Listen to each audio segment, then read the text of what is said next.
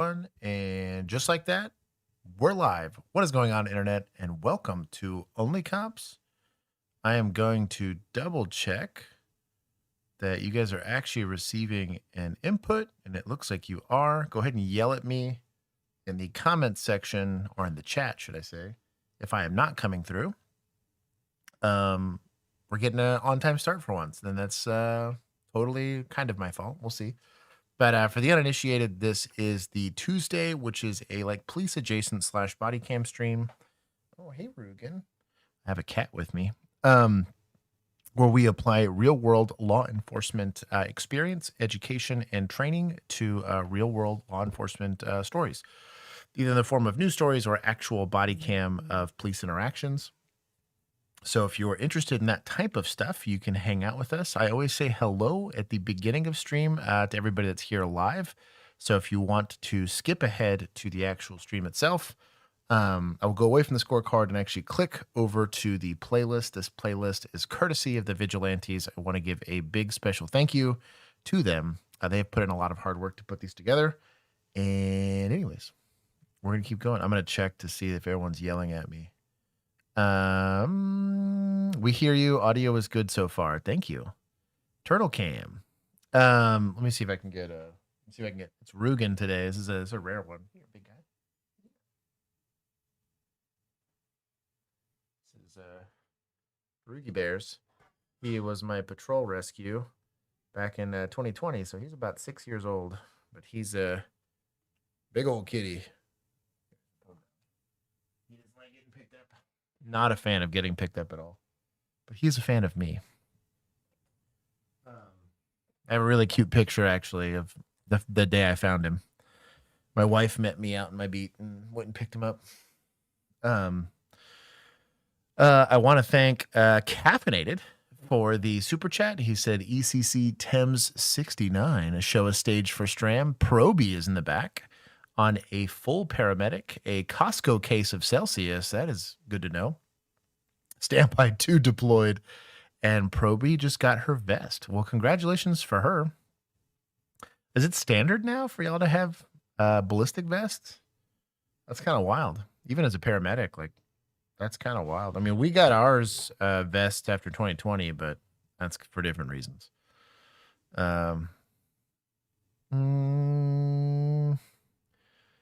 That auto translation is fixing my joke. Yeah, Rugen's a cute cat. I like that guy. Hola. Me llamo es Julian. Juan can't speak in English anymore because he's in Mexico. Anyways, thank you guys for saying hi to Rugen. I'm gonna get my hellos out of the way early. Bill is here in spirit. He might join me here in a little bit. Time Falls was indeed first. I will put Time Falls in his rightful place in the scorecard. Time Falls. Time underscore Falls. Oh, it's Falls with a Z. Had to be something weird. Thank you for being first, and thank you for showing up. We haven't had a bingo winner in a minute. I guess I got to start trying to hit all of the random side quest things here. Just Christie was first mod. Welcome. Liz Barnes, welcome back. It's good to see you. Virginia is here very, very early. Love, live the thumbnail. Didn't. Yeah, I think Juan drew it in paint. Chris Redfield, welcome. Django, welcome. Peacekeeper Emu, Pomushi. Potential Problem, which is Poe. I think I said hi to Peacekeeper. Brandon Rhino, welcome. Let's see. Lisa Rowe, welcome. Caffeinated, I've said hi to you. The Wind God. Django, if I didn't say hi to you, I'm saying it now. Only Cops Vigilantes with their own channel. Shout out to them. A new baby emu, who dis? I believe that's Diego. Welcome. Notorious Emu, it is good to see you, sister. Scrolling, X Spain, Pat B, Christian Halsey, Tyler the Emu Grappler. Welcome, Mr. Toastar. Brandon Rhino, if I missed you, I'm saying hi now. NTX Mike, welcome back. Burry Strawspect. I missed you. I'm saying hi now. Scrolling. Soldado Italiano. Welcome back. Manda Panda. Also good to see you. Katie Bugs. Firecracker. Nirelix. That's one of those. I said it right. Abs. Good to see you. Let's see. Tom Hines. S Gamer flexing 16 months. That's a long time to be here. Welcome back. Producer Juan here in spirit. Tweaky the Grim. Don Hoff. Also good to see you. Scrolling. Josh, did your agency not issue ballistic vests before 2020? No. I'm saying that our EMS was getting ballistic vests. EMS and fire had to have ballistic vests during the Summer of Love because first responders were really going through it. If you were a cop at the time of 2020, you get it. Probably even before, but I got into it a few years prior to that, and then it got spicy for everybody. We always had ballistic vests, but ballistic vests are only standard for TEMS and TEMS in training out there. That makes sense. Custodes flexing 21 months. He also has pizza. I have some pizza for dinner. Link. Cerebellum. Story time. My husband said he saw an armored forklift under escort. I replied, "You saw the Rook." He looked at me weird and asked how I knew what the name was and what I'd been watching. Sarah, welcome. I'm glad you made. I'm always glad to see people that have found us and get to learn something. You get like oddly niche knowledge on law enforcement related stuff. The Grim, just the Grim, the sinister name. I like it. Scrolling. Time falls combative. Scrolling. Althul, it's good to see you. It's been a minute. Tyler, thank you again for the super chat as well as Caffeinated for monetizing the unmonetizable stream. Trippy, it's good to have you here. Austin HB, Sarah, welcome. Calais, I feel like you're back. I recognize this name. Hi from Iceland, finally here. No work in the morning, fresh off lecture from some cops. Well, welcome from Texas. Let's see. Heavy Metal, welcome. Brandon Rhino, if I missed you. Thames in Richmond had ballistic vests when I started here in 2015. Yeah. They started depending on like who responds to what. In most major cities, EMS wasn't expected to go anywhere dangerous until 2020 happened. I'm talking enormous cities. Also, like regionally, things are very different from one place to another. Who stole the second part of my name? Tweaky. Tyler Stevens, it's good to see you. Everybody drop a like. We're gonna get educated. Adet 117. I see the Halo reference there.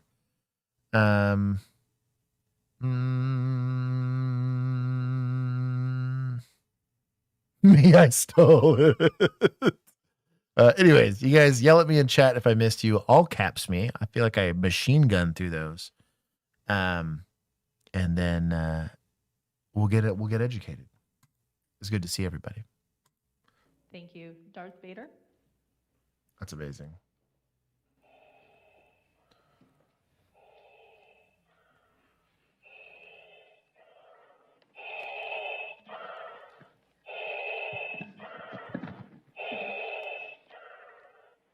The Emperor is a fan of Flock, and we must continue utilizing Flock technologies so that we can follow and surveil the rebel scum as they move from playground to playground, from playground to pool, from pool to gymnasium, because we all know that the Flock cameras are not only following the license plate readers, they are following children. They are following children in parks and gymnasiums, and we need this. I need this so I can stalk my ex-girlfriend. Also, it should be known that the people of this town, the pools that want their storm drains cleared, they should not have their storm drains cleared. Because in order to do that, we will have to raise taxes. And how will the people trust this city council, when this city council continues to vote for surveillance technology that imprisons them. I want to point out the capybara shirt behind this guy is amazing. I don't know what this is, but the little overalls, this little like messenger cap here is amazing. Campbell, you must work on your Jedi mind tricks. Do it like this. And when you do it, make sure that when you're double speaking them into telling them that police services have become more humanitarian, make sure that you don't emphasize the detail that you put a ban on camping. You put a ban. You made criminalizing homelessness illegal, and that is why there is no such thing as humanitarian policing for the homeless, because we have effectively criminalized homelessness, which is good. Now we can staff, now we can fill our jails with free prison labor, especially like that of the Otay Mason Detention Center, where they are making $1 a day for working for 12 hours. And there have been multiple cases of tuberculosis. Yes, and this is good. This is what the Emperor... This is kind of amazing, to be honest. This is it's the kind of protesting I can get behind. I missed some super chats. Hold on. I got to go up. Stand by. Django, tip for viewers, don't point your weapon light into a mirror by accident. Yeah, that is the ultimate Uno reverse card on a weapon-mounted light to a mirror. Also happens on very, very well-tinted glass. Also do the same. Oh, Bill, my boy. What's up?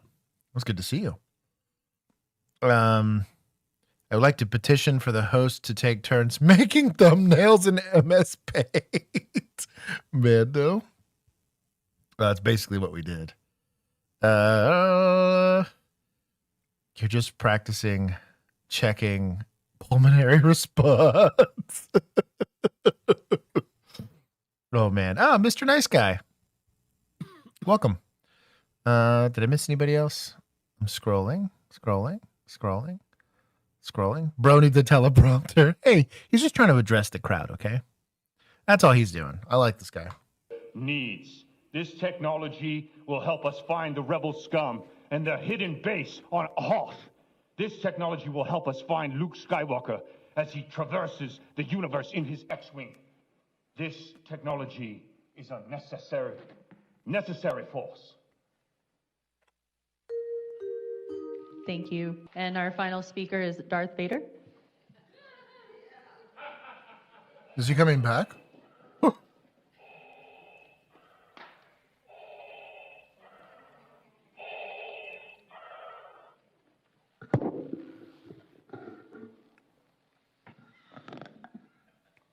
This council has done well. I am pleased, and so is the Chomo Emperor. But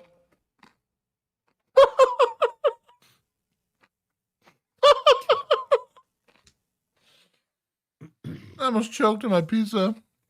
These are the Chomo Emperor. Oh my god, that's amazing.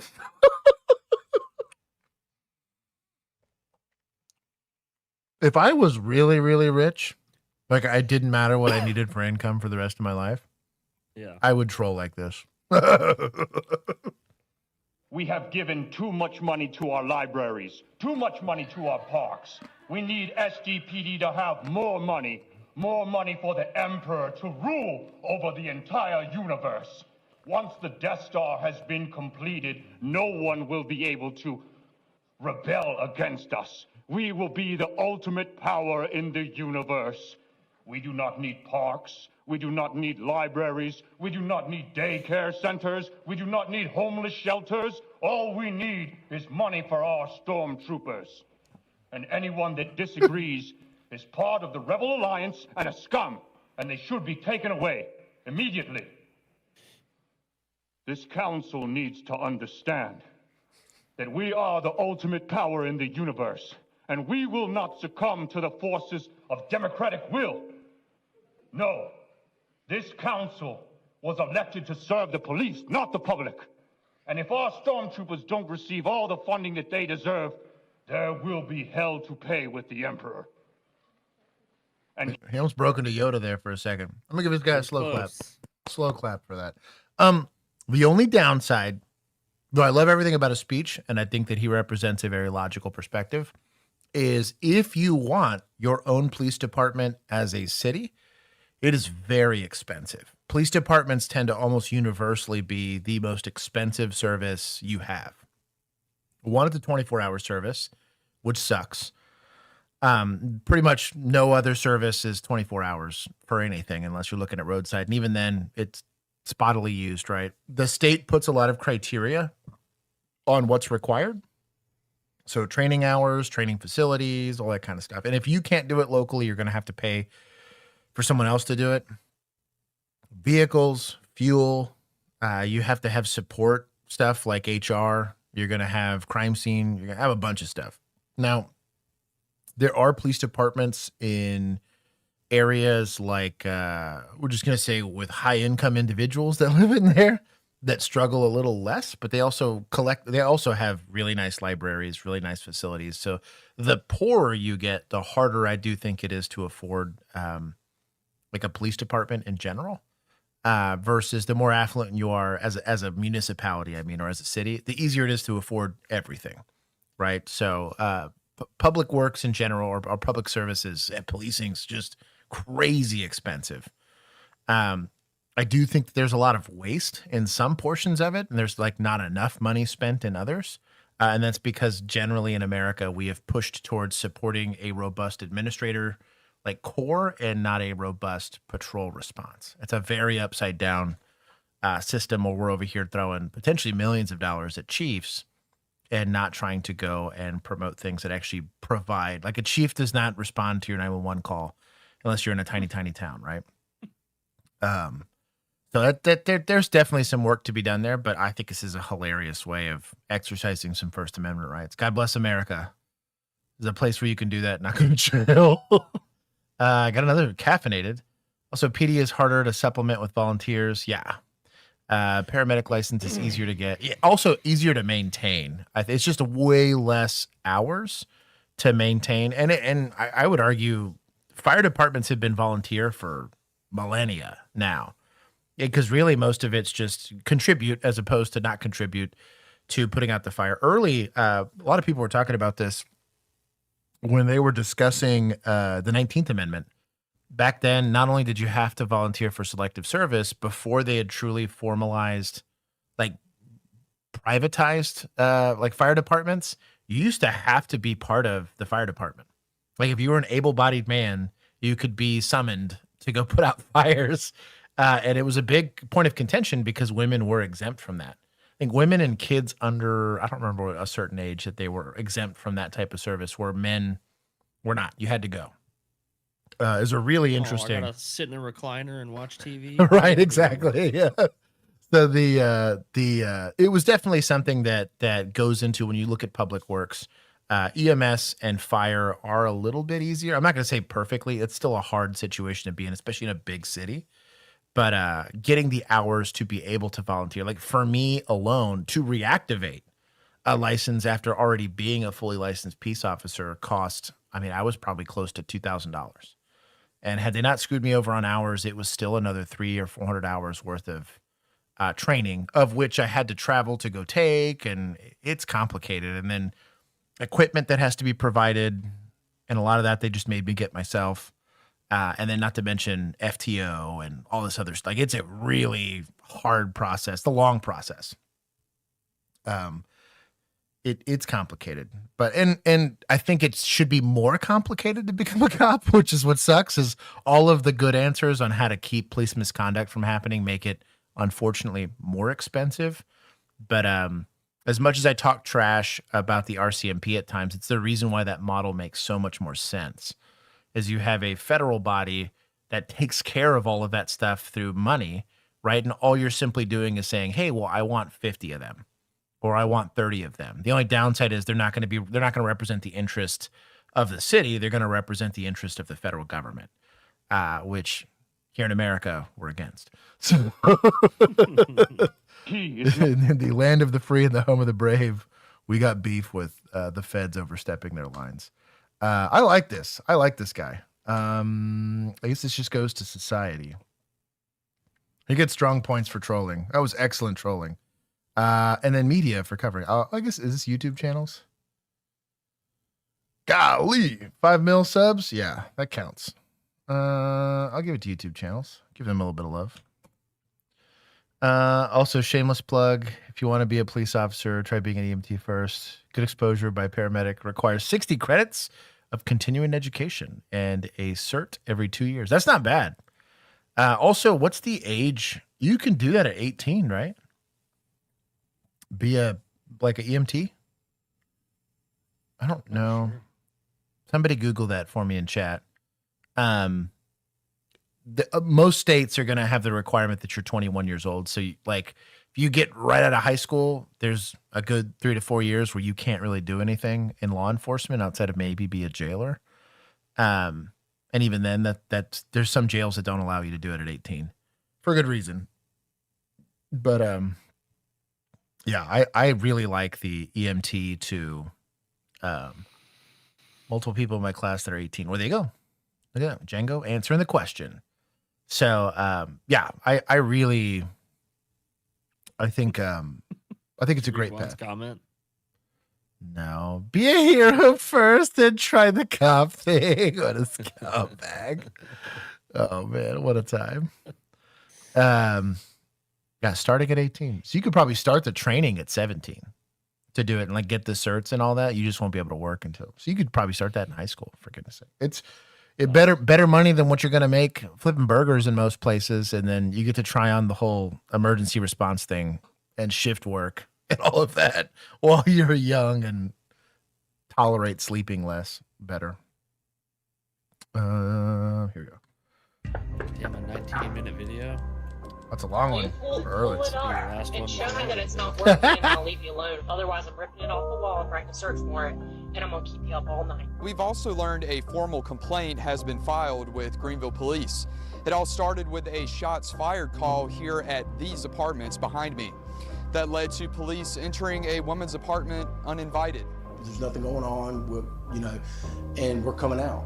And we just came out, and I had 2 flashlights in my eyes, and I'm just kind of wondering what is going on. Joyner says Sergeant Jennifer Umflett was one of the officers and was extremely rude and antagonistic during the arrest. And she was just the rudest person I'd Someone's got to ruin it for everybody. ever met. She didn't care. Joyner says he's speaking out now because he saw Umflett in the Ring doorbell camera video we brought to you Wednesday, showing Umflett entering Uniqua Teal's house uninvited while police were investigating a shots fired call. At approximately 4 o'clock in the morning. Eyes and the haircut on this. Bro. One. There are what a trained observer would call clues. Yeah, the 3 stripes on her sleeve. That was the first one. Morning, a Greenville, North Carolina woman was in her bed sleeping with her young child when she received a knock. I hate this background. Yeah, I do too. It looks so fake in AI that I despise this trash, dude. Due process. I'm trying to read some of these. Possession of peppers? What is even this? I don't know, dude. There's some weird stuff going on back here. I need Juan to chime in on this.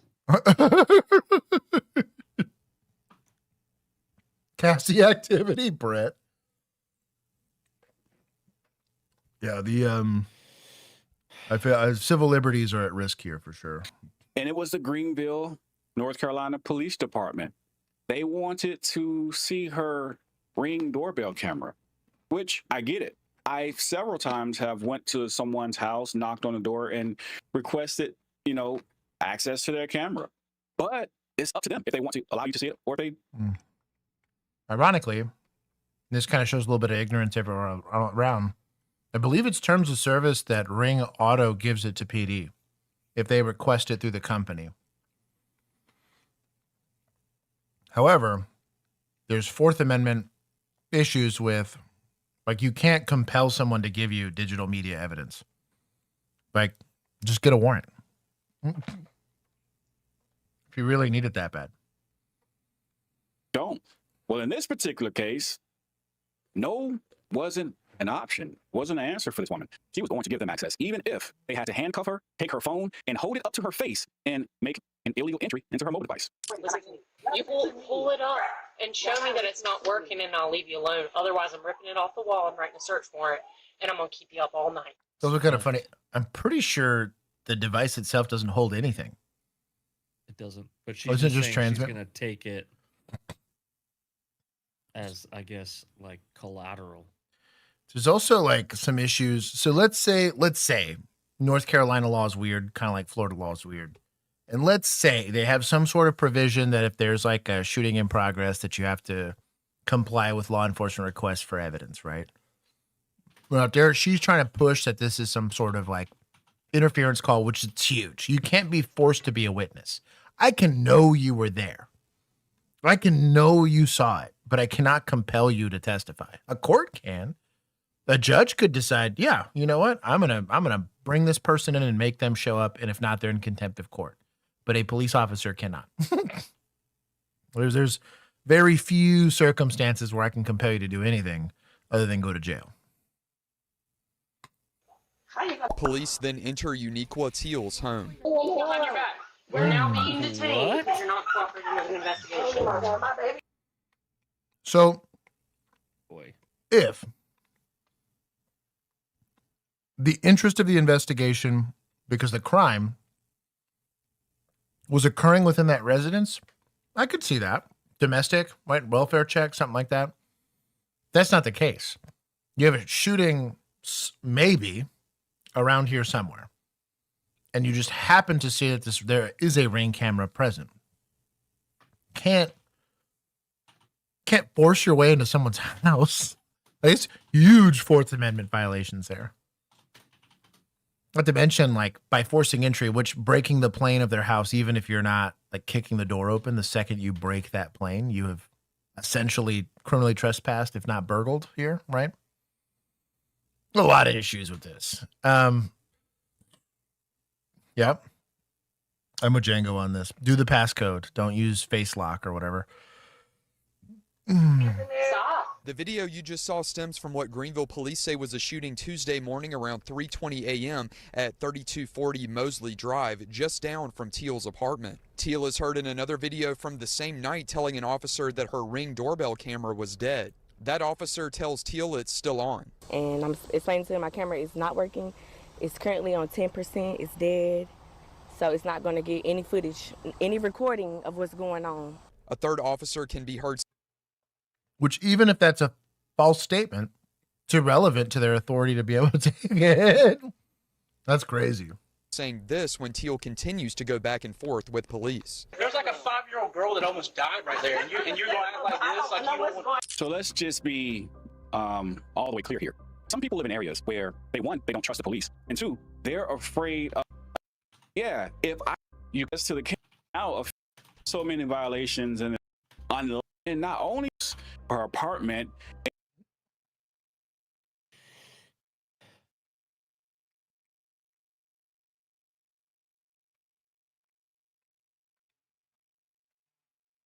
Yep. Crazy. I didn't even know this case law existed, but I did know that this applies. Just generally understand how the Constitution works. Oh. There you go. According to Tyler, they changed their terms of service. The user has to consent. For now. For now. And now they're holding her phone. She deleted anything, and when she said no, police gave the phone back. Teal says both she and her daughter are traumatized by this situation. I don't even know what's going on. I was waking up out of my sleep to this. So it's just like, why are y'all looking at me as if I'm part of whatever's going on? Teal says what happened Tuesday morning has destroyed her trust in Greenville police. I also spoke with her father, James. I asked him if he feels the same way about police now. Of course. I mean, of course I do. I mean, look at the way they treat people. We spoke to Greenville Police Chief Richard Tyndall Wednesday. I want to hear what he has to say. Hold on. X-Bane said Ring does not automatically share your video. The footage police, law enforcement can obtain your videos through a voluntary user sharing, valid legal process like a search warrant, or self-defined or or life-threatening emergencies. There you go. There you go. Shout out to X-Pain and for Tyler for laying down the law there. Morning about the videos. More to Liz Barnes' comment too. That's the biggest reason why people don't talk to law enforcement, especially in environments like this, is they do not want to be seen cooperating with law enforcement. And as a copper, shots fired call in an apartment complex. But they ain't gonna talk to You're you. gonna get a lot of help. Yeah, dude. A lot of times I would knock real quick. Hey, it's the police. I don't want to talk to you. Okay. Here's my card. But because I understand my lack of legal authority, you know. There's a bullet hole in their house, you know. Her first mistake was answering the door. Mm-hmm. Mm-hmm. I'm gonna rip it down. Use it as evidence. He says the department is looking into this. We have started an internal affairs investigation to make sure. What is there to know? X-Man, it's good to see you, brother. Man, what is there to know?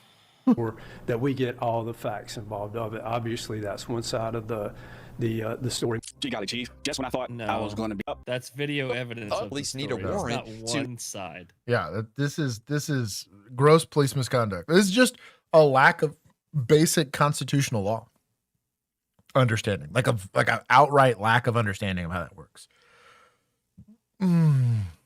Take some points from YouTube channels. Oh, I was about to say, I was like, I'm coming after this guy. Yeah. I cannot with that background. Also, like, I don't know. To enter your home or search your device. They can detain you if you might obstruct or destroy evidence. After looking at the videos, he says based on the 4th Amendment of the Constitution, this is likely unlawful search and seizure by police. He does say he needs more information from police on the matter. Another criminal defense attorney we spoke to affirmed what Clemens said. I'm scared. I'm scared. I rather not. I'm scared. I'm not gonna lie. I'm scared. I don't even know what's going on with the investigation. I haven't seen a news article about anything about a shooting or anything, so I don't know. I don't know what to believe. I'm scared. And I do agree with the criminal defense attorneys that police trying to skip. Same way. I think it says.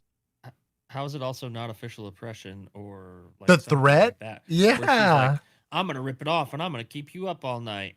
It's like it's like textbook official oppression. You go get your warrant and knock, and maybe I'll answer the door. Because it's not hard. There's that famous scene in what is it, Breaking Bad, where they're stuck in that trailer home. Yeah. And the investigator's out, and they back and forth on whether or not he's got authority. Yeah. And sure enough, the guy comes out. Yeah. Who comes? Like that. It's the dude that works there. Yeah, he like owns that lot though. He owns the lot, yeah. right? Yeah. But they go back and forth about his ability to investigate and him pulling off the tape and there being bullet holes, and they erode his exigency, they erode his probable cause, and they erode his authority. And he says, okay, well, I'll get a warrant. I'll come back. And he walks off because he knows better. Like he didn't threaten anybody. He explained his authority or what he thought his authority was, right?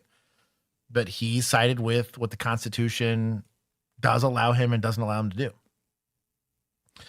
Sour Millennial, it's good to see you. She did in Uniqua Teal's Ring doorbell camera video. Joyner's story all starts with this 911 call. Take a listen. I think it's a white man out here raping a child inside of a tent.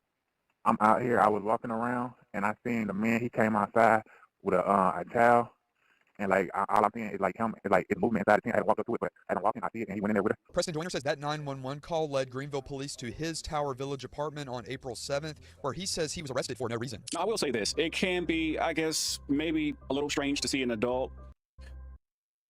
Saw flashlights is key. Find out what's going on rather than make assumptions show up and then just go crazy. Joyner says he was playing with his daughter outside in a tent when he saw flashlights approaching. I said, well, there's nothing going on, and we're coming out. And we just came out, and I had 2 flashlights in my eyes, and I'm just kind of wondering what. So he's in a tent with his daughter outside of an apartment complex. I guess he lives in the apartment complex. That's a little weird, but. What is going on? Joyner says officers detained him and ultimately arrested him, but never told him what crime he was accused of, despite repeatedly asking. Joyner says he should have an arrest jacket, though. I mean, if he's in custody.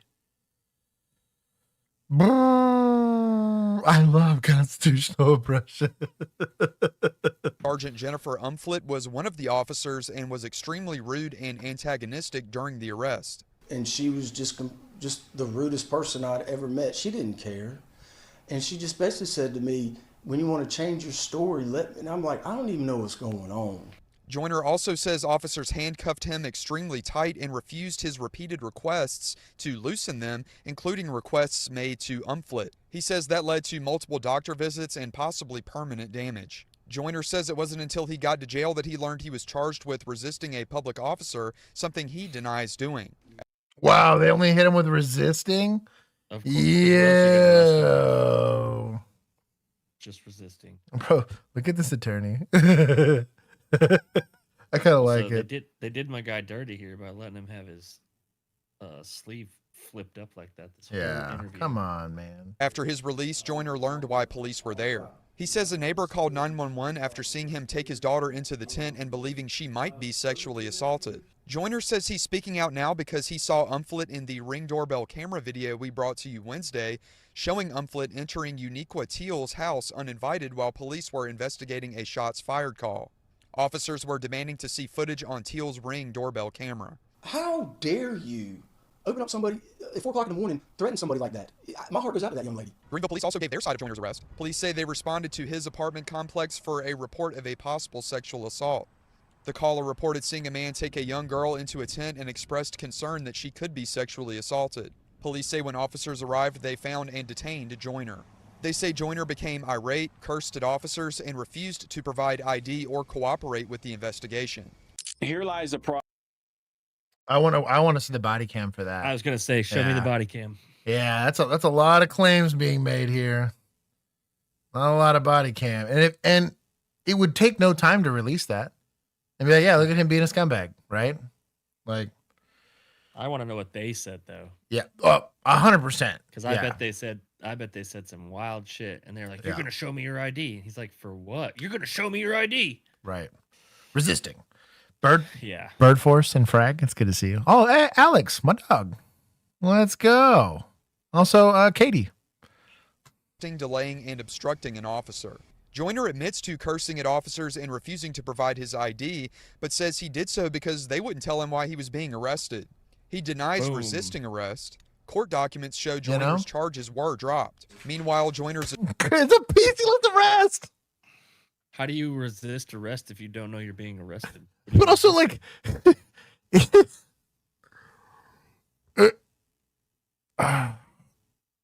that's crazy to me. Attorney Tyrell Clemens says he's looking into the situation and believes Joyner's constitutional rights may have been violated. Whenever I see situations like this, it bothers me. Because as my client said, your ill-fitting suit bothers me. I like the colors. Yeah, but he bought fits this thing off the rack. It feels kind of weird. It fits kind of weird. I like the hat, though. I think it's fun. He's having fun. He's just having fun, you know? I guess. He knows they're going to be on the news. It's North Carolina. You know what I mean? True. I guess. It's whatever. Don't breathe, Josh. What do you mean? Oh, happy birthday to Katie. Happy birthday. So Lisa, the 911 call about the guy in the tent was there. The caller did call saying that he thought it looked sussy-wussy. I'm pro-police. I have friends that are police officers. I support the police. I get them checks all the time. I'm pro-police, but I'm not pro-bully. Yeah, I'm pro-good police, but that's a minority. That's right. I'm not pro-police anymore. It's because you don't have PC. Here, Tyler, I got you. Tyler. I got you, my friend. Because you don't have PC, you dumb motherfucker. Was Juan demonetizing us from Mexico? Nah, it's fine. We're in a situation right now where it seems that what's going on, there may be a bully. Clemens says he's giving police one last chance to explain their side before he takes Joyner's case to court. He said he asked police to explain why Joyner's arrest was justified, but says he has not received an answer. And Greenville police will not confirm if Umflit is the officer involved in the Ring doorbell. Well, it's not justified because the DA's office was like, no. Nope. You have no charges. That is the first step at piercing qualified immunity. My boy's going to get paid, I think. It's crazy. camera footage we showed you moments ago. However, in the video, you can see an officer with that name badge. Greenville Police did say, however, that Umflett is suspended with pay pending an internal affairs investigation. And I'm pretty sure you all know how that. Dumb. Let's see.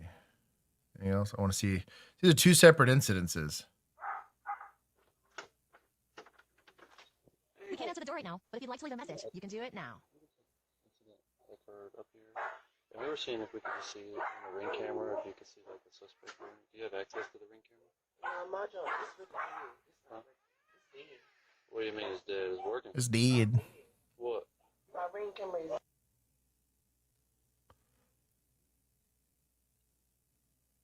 Oh. Well, it's working, so I don't think it's on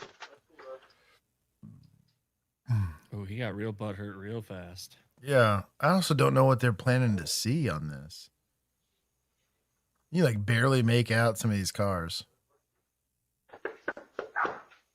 Here it comes. Listen to me. Listen to me.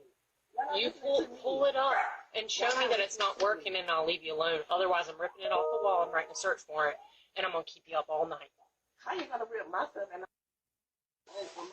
Listen to me. She's got great IPC skills. Listen to me. Where's Frag? You pull it up and show me that it's not working, Oh, and Mac. I'll leave you alone. Otherwise, I'm ripping it off the wall and writing a search warrant, and I'm gonna keep you up all night.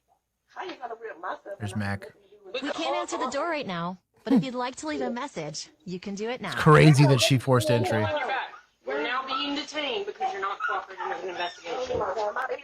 Stop. Also not how that works. You had an opportunity.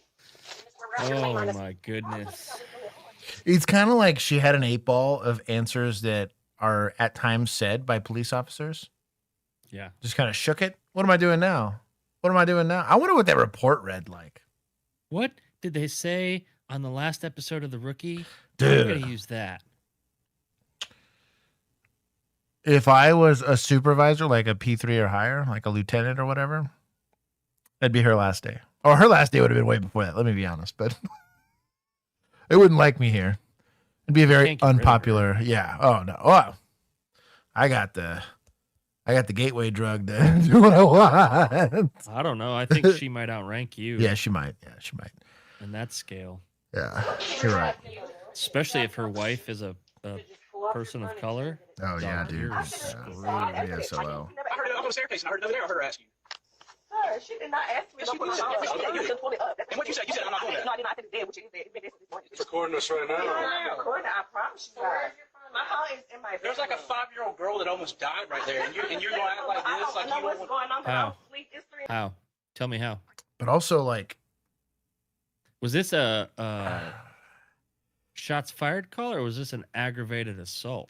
but like, even if No, it doesn't matter, but I'm Yeah. just saying, was this a shots fired call? And you're saying because someone shot around in the parking lot and it like skimmed like a the door, door of or this something, apartment and there yeah. happened to be a 5-year-old in a bedroom that had nothing to do with it? That's what you're saying? Because that's what I think happened. It's also crazy that they're like, well, you're making an appeal to emotion. I thought you had lawful authority. Like, that's kind of what the basis of law, like, that's crazy to me. Like, and just what's crazy is how confident everyone is here that they're out there doing the Lord's work, you know, like, that's crazy. This is common. God, this is wild. I gotta go to work at 6 in the Well, morning. here's what's going Now on. you're going to be up until 6. I guarantee you. So you can come up on your phone and show me that it didn't work. Show me, and that's it. Let's say you want to. Oh, we're past that, my friend. All you got to do is pick it up, show us. You're gonna get your Hey, warrant. it's not You're gonna take me to jail. Oh, dude, yeah. We're doing. You got put the handcuffs on fingerprint me? me, yeah, the whole nine. Yeah. Oh, yeah. You forced your way into my house Dude, with you might have a bigger problem there. zero exigency, zero. You know what I mean? Like, yeah. I might just slam the door in your face and see if you can kick it down. Yeah, that'd be kind of cute. And play. I'd get a little squeak toy, and every time the kick happens, wait.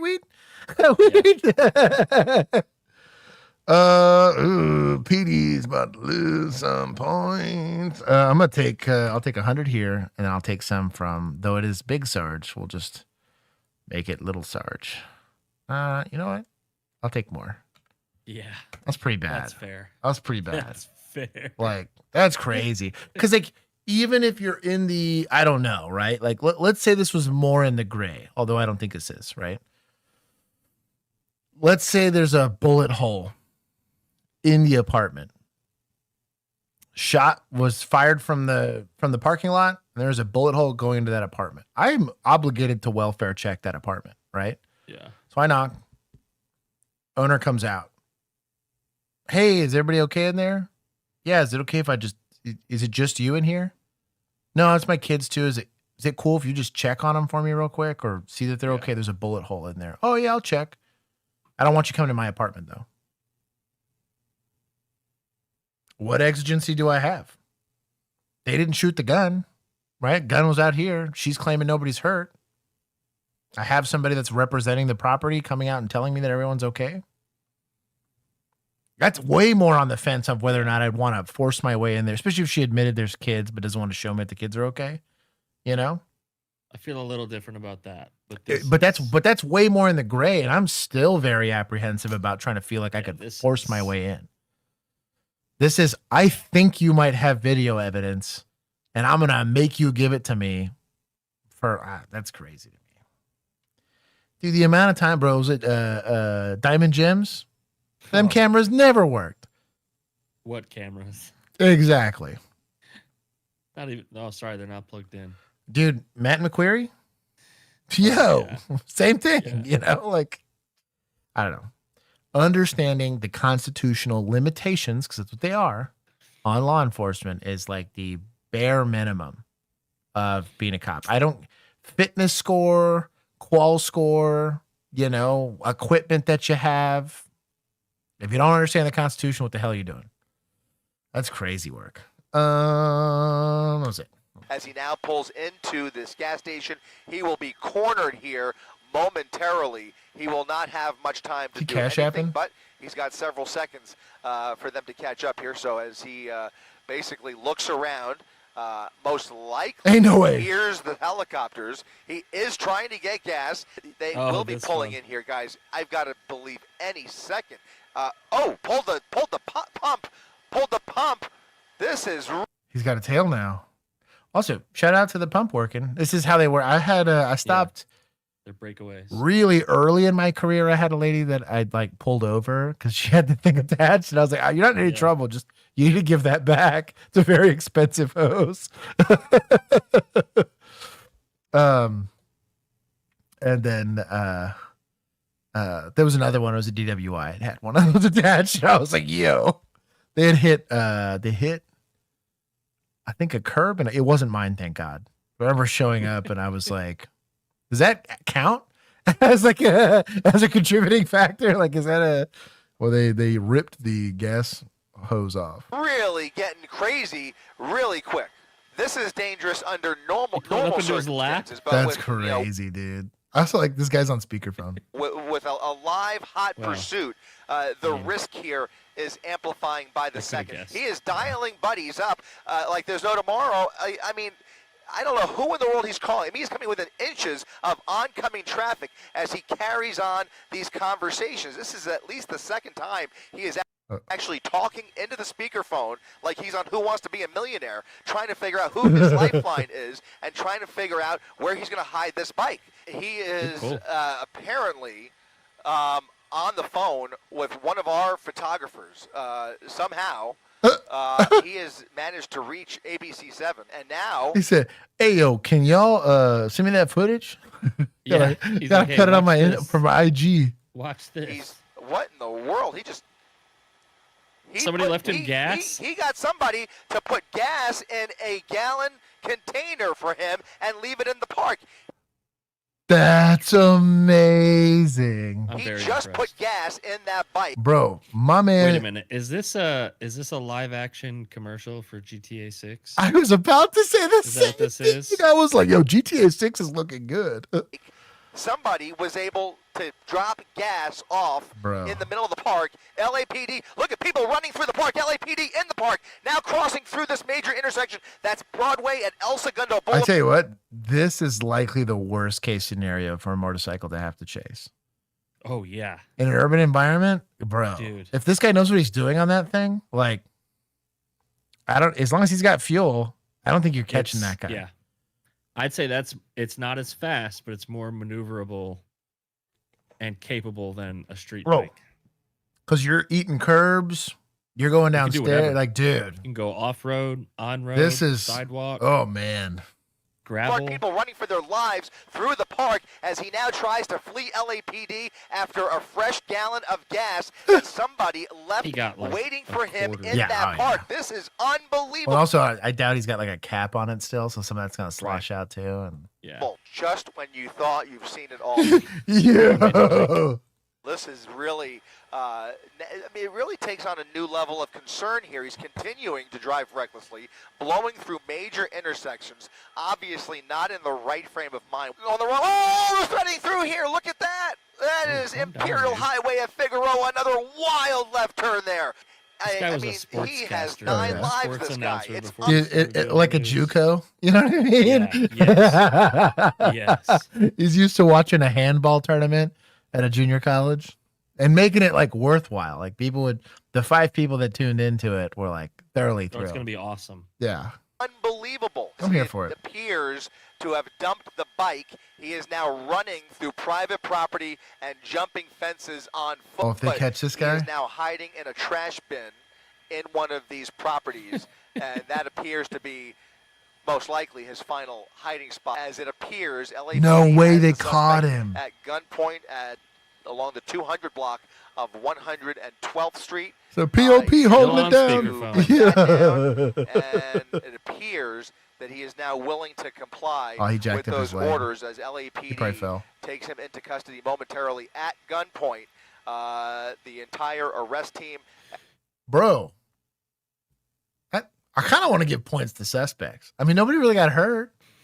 But he was organized, you know? Like, It's pretty cool.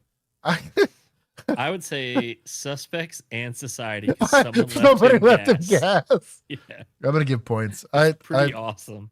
He didn't hurt nobody. Jeez, where's society? Hold on, here we go. I'll give him some points. That's kind of crazy. Good on LAPD. I thought they were gonna give up on that guy. That's a wild thing to try to pursue, but good on them. Good on them. Shout out to that guy too. Legit GTA 6 IRL. That's crazy. He had like 3.5 stars at least. Oh man. Ben claimed culparistic. Welcome. Did I miss anybody else? Alex, I said hi to you. Everybody drop a like. We're going. Could be leaving gas for a suspect, considering aiding and abetting. Pat B, 1,000%. Leaving gas for the suspect is aiding and abetting. Ain't no one gonna snitch there. Come on now. You have to prove they left it for him. Yeah. I just thought somebody might need this one day, so I left it there. Hit him with the old God told me to do it, so I put it there. Be hard to prove. Well, a jury awarded a St. Louis County police lieutenant millions of... I don't hate this getup if it was in the field. In the studio, Yeah. Juan has really biased me on there needs to be sleeves, It right? looks a little too. But in the field, I would have blessed this. I don't know. Like it's like what 108 today, and you have to be outside, and your girl's just trying not to like die of heat. I'd bless this. I mean, this isn't in Texas though. No, This is agreed. in Agreed. Missouri. Yeah, I'm with you on that. dollars in a retaliation lawsuit. But a state law says that's not okay. A statutory cap limits what jurors can decide in many civil cases. Fox Files investigator Chris Hayes reports jurors may not realize they don't have the final say. They have a roofing company advertising on this. That's crazy. Jurors spoke here at the St. Louis County Courthouse. The lawmakers say they went too far. Millions of dollars those jurors Yeah, look at your boy. He's sweating. awarded in a police officer discrimination case have been wiped out. Former St. Louis County Lieutenant Mike Riefschneider proved to a jury in April he was discriminated against for refusing to retaliate against a black police officer. A jury deliberated, decided he deserved $5 million in punitive damages alone. Those jurors were not told that's not allowed in Missouri. Employment attorney Missouri? Kevin Baldwin explained how jurors do not always have the final say in civil lawsuits. In a criminal case, they can assess the death penalty. They can put somebody in prison for life. We trust the jury to make that decision, but you're saying we can't trust them to make a monetary decision to punish a large corporation? Yes. They have no basis. That you can't give them a basis to decide that or argue that. That's the crazy thing. Reef Schneider's attorney, Joan Swartz, would not comment with the case still pending. Court filings show Reef Schneider's damages will be cut down to $500,000. 500 bones is not a lot for a discrimination case and wrongful termination. Nope. That's pretty low. I thought he'd at least get like 1.2 or something like that. Yeah. Especially for a case like that. Really low. This isn't nothing, but that's low. Jeez. It's because of Missouri statute. The juries can't know it. One of the reasons is because they think the jury would say, oh, there's a $500,000 cap. We'll just do the $500,000. Citizens we talked to outside court Wednesday had strong opinions. I would be disgusted. Not want to be on the jury no more. Why would I go back? I just gave you my information and whatever thoughts I had on it, and y'all pushed it to the side and said the law said that you can only get $500K. If that is what he was awarded, then that's what he should get. You have a list. She's like, the Sheldon of the group showed up. I don't understand. Yeah. Those are what the rules are. Why are we upset about this? Of jurors for this case, and that's more than just one person to say so. The caps began in August 2017 and did not impact former St. Louis County Police Sergeant Keith Wildhaber, who won a $20 million jury verdict. St. Louis County settled for $10 million instead of appealing, an amount that was not capped because Oh, that's scummy. Wildhaber had filed his lawsuit April 2017, 4 months before the new law. Your boy got 5 mil or no 10 mil. And they're giving this guy 500K. Yeah, that's insane. Yo, that's pretty scummy. That's crazy. The Fox Files. I'm Chris Hayes. Do you ever get I got beef with that. Let's say this is a politician's problem because they're the ones that probably pushed for this. We're going to take some points there. The judges can't change that if that's the law. Their job is to administrate, so I don't want to take it from. They did let them take the max, right? But I'd say admin. Yes, that's. I bet admin had something to do with this. Yeah, I'm there. Well, because the discrimination happened at their level. Yeah, and they had a P3. They had a lieutenant that wasn't going to step the line, and they axed him for it. I'm on that. You know what? Society for speaking out on it. Good on them. Yeah.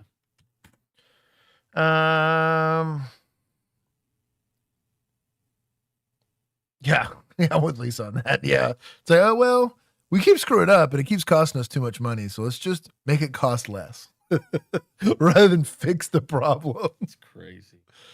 Sent to search the bags? I mean, that seems like a logical question, sir, but I don't. When this state trooper turned a routine box truck stop into concealed weapon charges, the judge zeroed in on 2 key questions that ultimately exposed the search as unlawful. So we are here for a preliminary examination on a carrying concealed weapon. Call Trooper Edwards Rickless. Where are you employed? I am with the Michigan State Police, currently as a commercial vehicle enforcement division. Were you working in that capacity on November 14th? Yes, sir, I was. And what happened during that shift that brings you into court today? I stopped a commercial vehicle that I observed traveling on the interstate. What happened after you made this stop? I contacted the defendant here, Mr. Lasker. He was in the passenger seat, and they contacted the driver, Mr. Antonio Rain. And what, if anything, did you notice about this truck during the stop? The passenger side headlight was in fact out. Explain your suspicions with the commercial nature. Can you explain that suspicion? Commercial trucks are about making money. They're very expensive to operate. They're also required, being that they're from out of state, to show me how many days they've been driving, how many hours he's been driving. Yeah, so commercial motor vehicles are uniquely different in that you don't necessarily need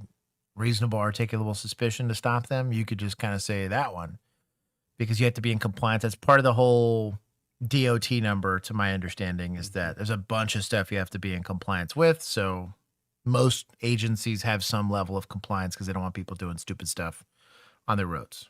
And typically they have a place they came from and a place they're going to. What was your concern at this time? He's a North Carolina truck driver. It was a North Carolina truck doing interstate commerce. The driver said that had just gotten to Grand Rapids to pick up the truck, and he was taking it to Traverse. Eventually came out, he was taking it to Traverse City for repairs, which is commerce. You're maintaining the business, you're maintaining the truck, you're maintaining operations. What, if anything, did you do as a result of these concerns? I talked to the driver. They had a couple personal bags. Each had a duffel bag, and I asked consent to search. What, if anything, did you find in defendant's bag? I found a box of 45 APC APC on shelves. What did you do after? I searched the cabinet. I searched what I thought was a woman's handbag that was buried under the front passenger seat. It was heavy. Felt like it could potentially have a handgun in it.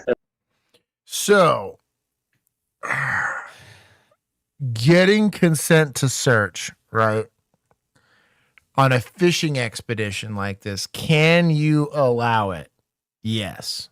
But if you're going to work purely off of consent to search, which is why I always got beef with Louisiana State Police, they have to be in a position to revoke that consent at any time.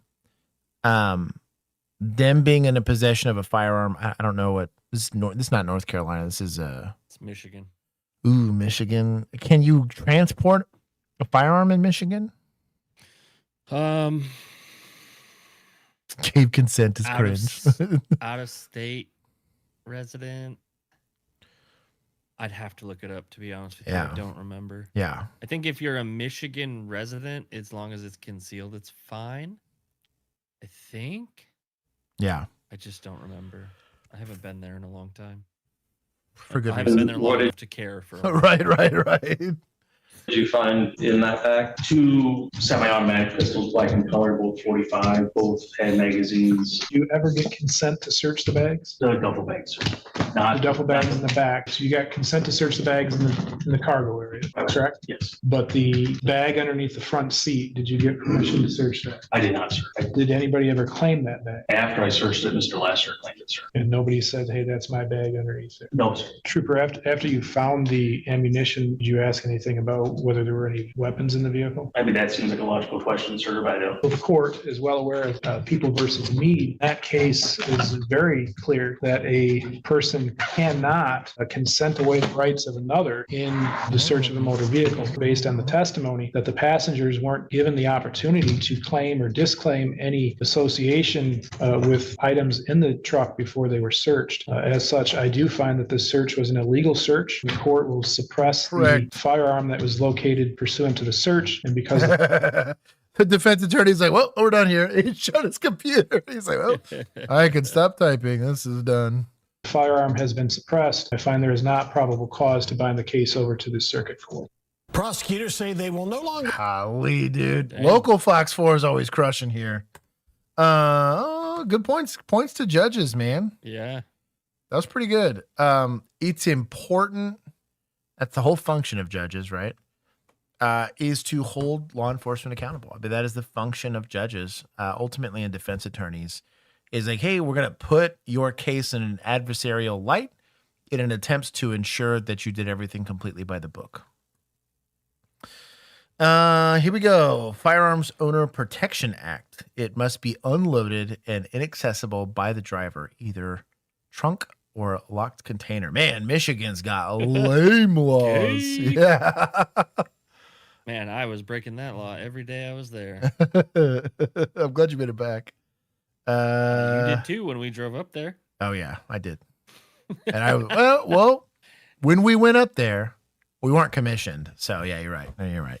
We were being sketchy. Yep. Might have been licensed, but we weren't commissioned.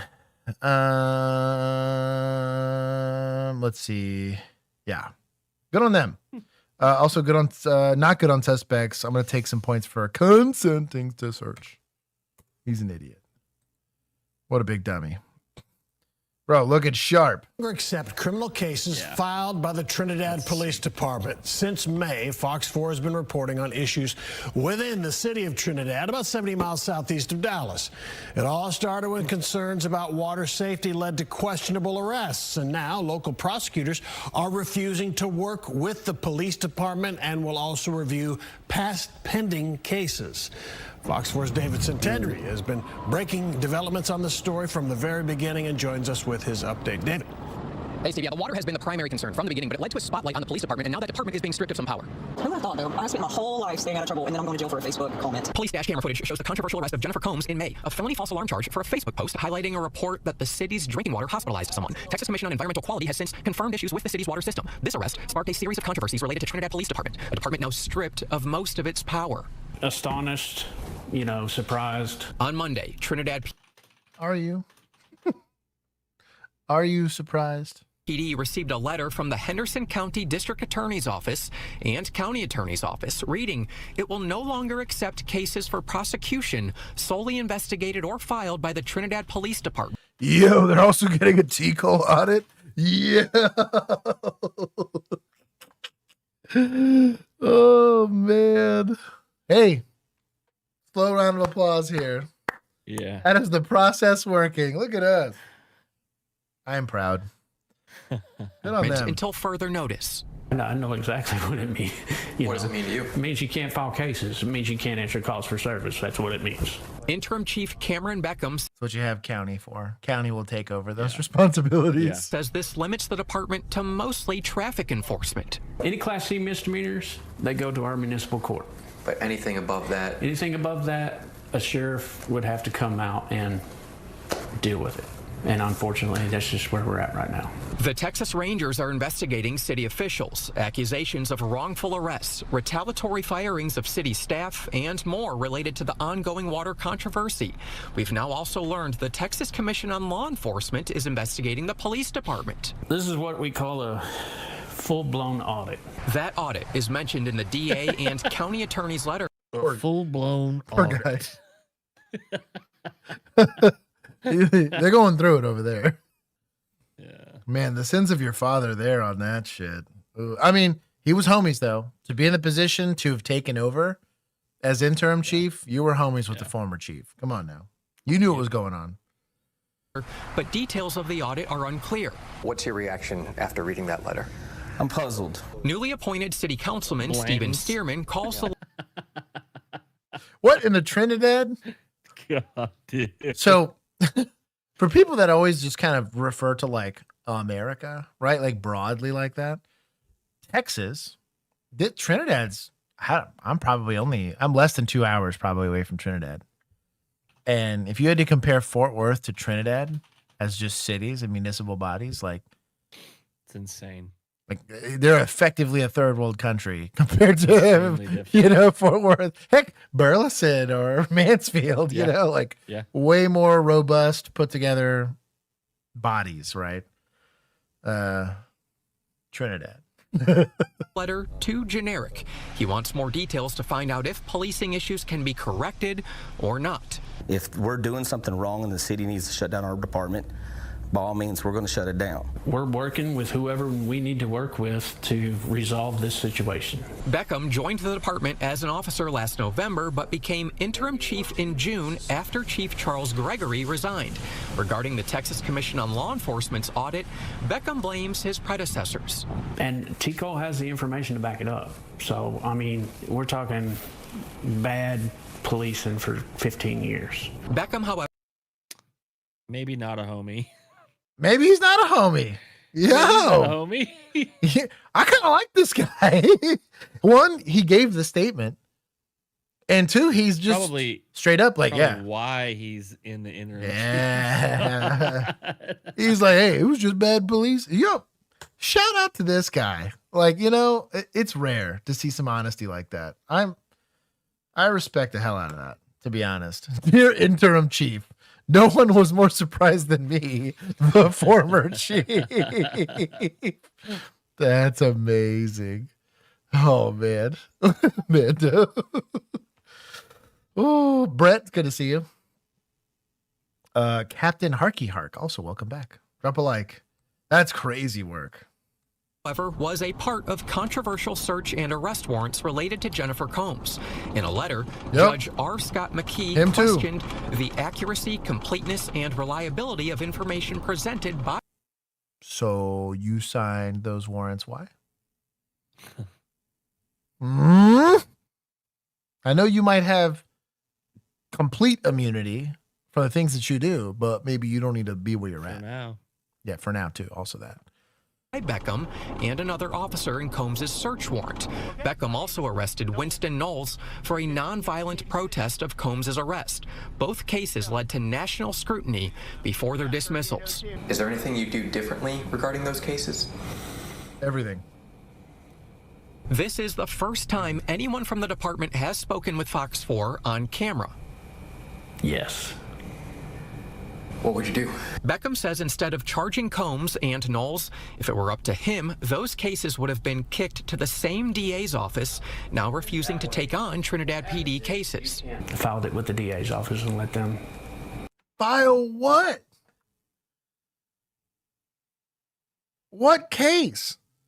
You had no case. It's crazy. Hey, Bill, do you know that my cats sleep for too long? I'd like to write a police report. Oh yeah? Yeah, you know what I mean? Like, yeah, let me file that to the DA's office. I wouldn't do anything different. Yeah. That's why. I mean, he said he would do it differently, but to assume that you would even file that at all is crazy to me. Ascertain whether or not to file charges. If it were up to you, you would have put it in the hands of the district attorney to decide whether or not a charge should happen or possibly send it to a grand jury. Yes. But you're a police officer. You make the beginning determination if the charge is valid or not. And then the DA decides if there's enough evidence to prosecute. They're going to look at the same book. That book's either going to have the elements of the offense or won't have the elements of the offense present and presented by the investigative body, which is you. That's crazy to me. Oh, this is... Man, I spoke a little too soon of this guy. I mean, he's probably still better than the chief that was there. Yes, I believe that, but that's crazy. Maybe elaborate if you can on that? No. Now, T. Cole has the power to effectively shut down a police department. We're still working to get details of that audit that it's performing. We're also waiting to get an update from the Texas Rangers. Now, Trinidad PD has less than a dozen officers, so it's a small department, but this is still a big, important story for that department and members of its community. That's crazy. That is wild. That's wild. Who's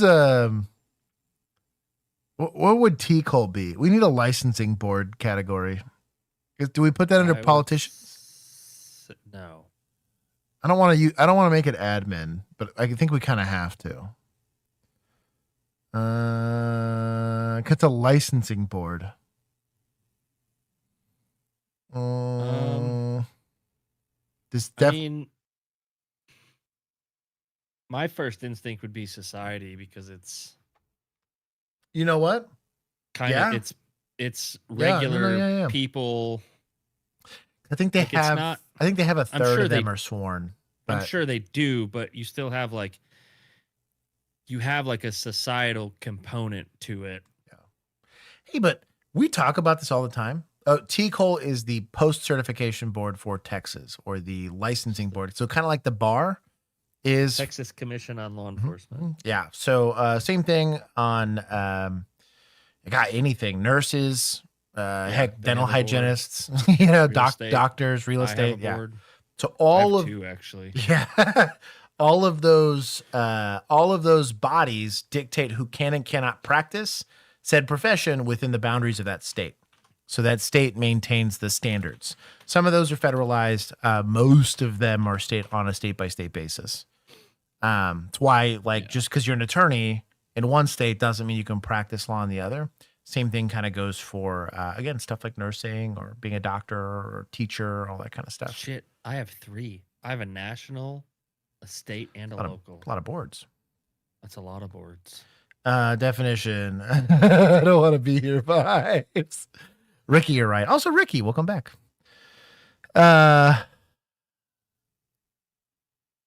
You guys are smart. They hold my ability to be a peace officer by the balls. So no, don't give them too much credit. Don't give them too much. Especially but since he's. I will say this: that is one of the very few times we've actually seen a licensing board step up and say maybe that department doesn't need to be there anymore. Now, yeah, we still don't know if they're going to actually do anything about it. But the fact that they're even investigating, that's better than what we get often. 15 years worth of shitty arrests. Dog. I think that department's gone. Because what they're going to say is, let's just do this. The county will take over. Let's let them all out. We're going to take a portion out of taxpayer money, give it to the county. They can hire some deputies. You can sift through the trash that is the 4 police officers that are there in Trinidad and see which ones you want. But yeah. Do you mean my cousin Vinny isn't a documentary, Josh?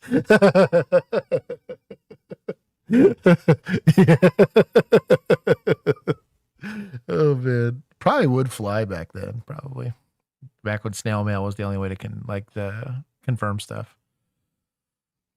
Ah, man. TMPA. Millennial. You notice they haven't posted at all about that. They're like, yeah. Even they're like, well.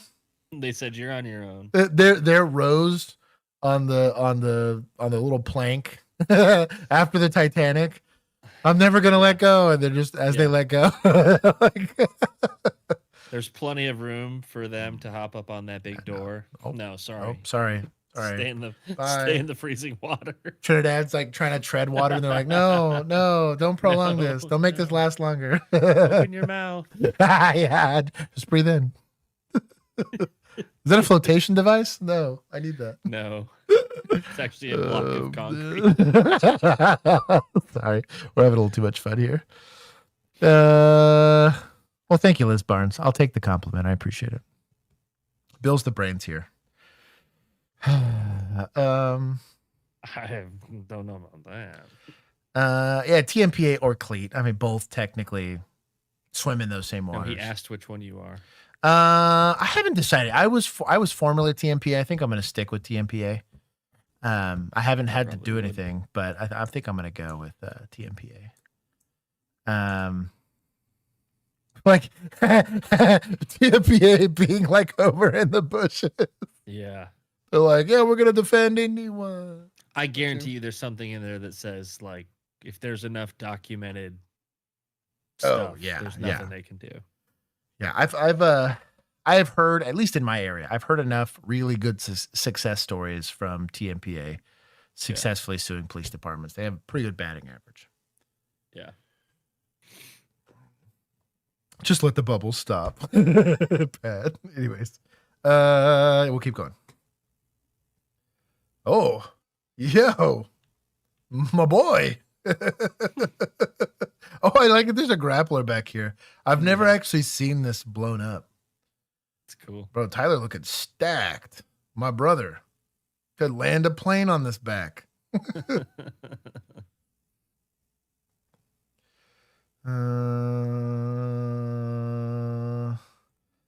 Yes, officer is completing field training program along with the training officer. Unknown to the officers at the time, driver, 32-year-old woman, had prior arrests for felonious assault, intent to do great bodily harm, less than murder.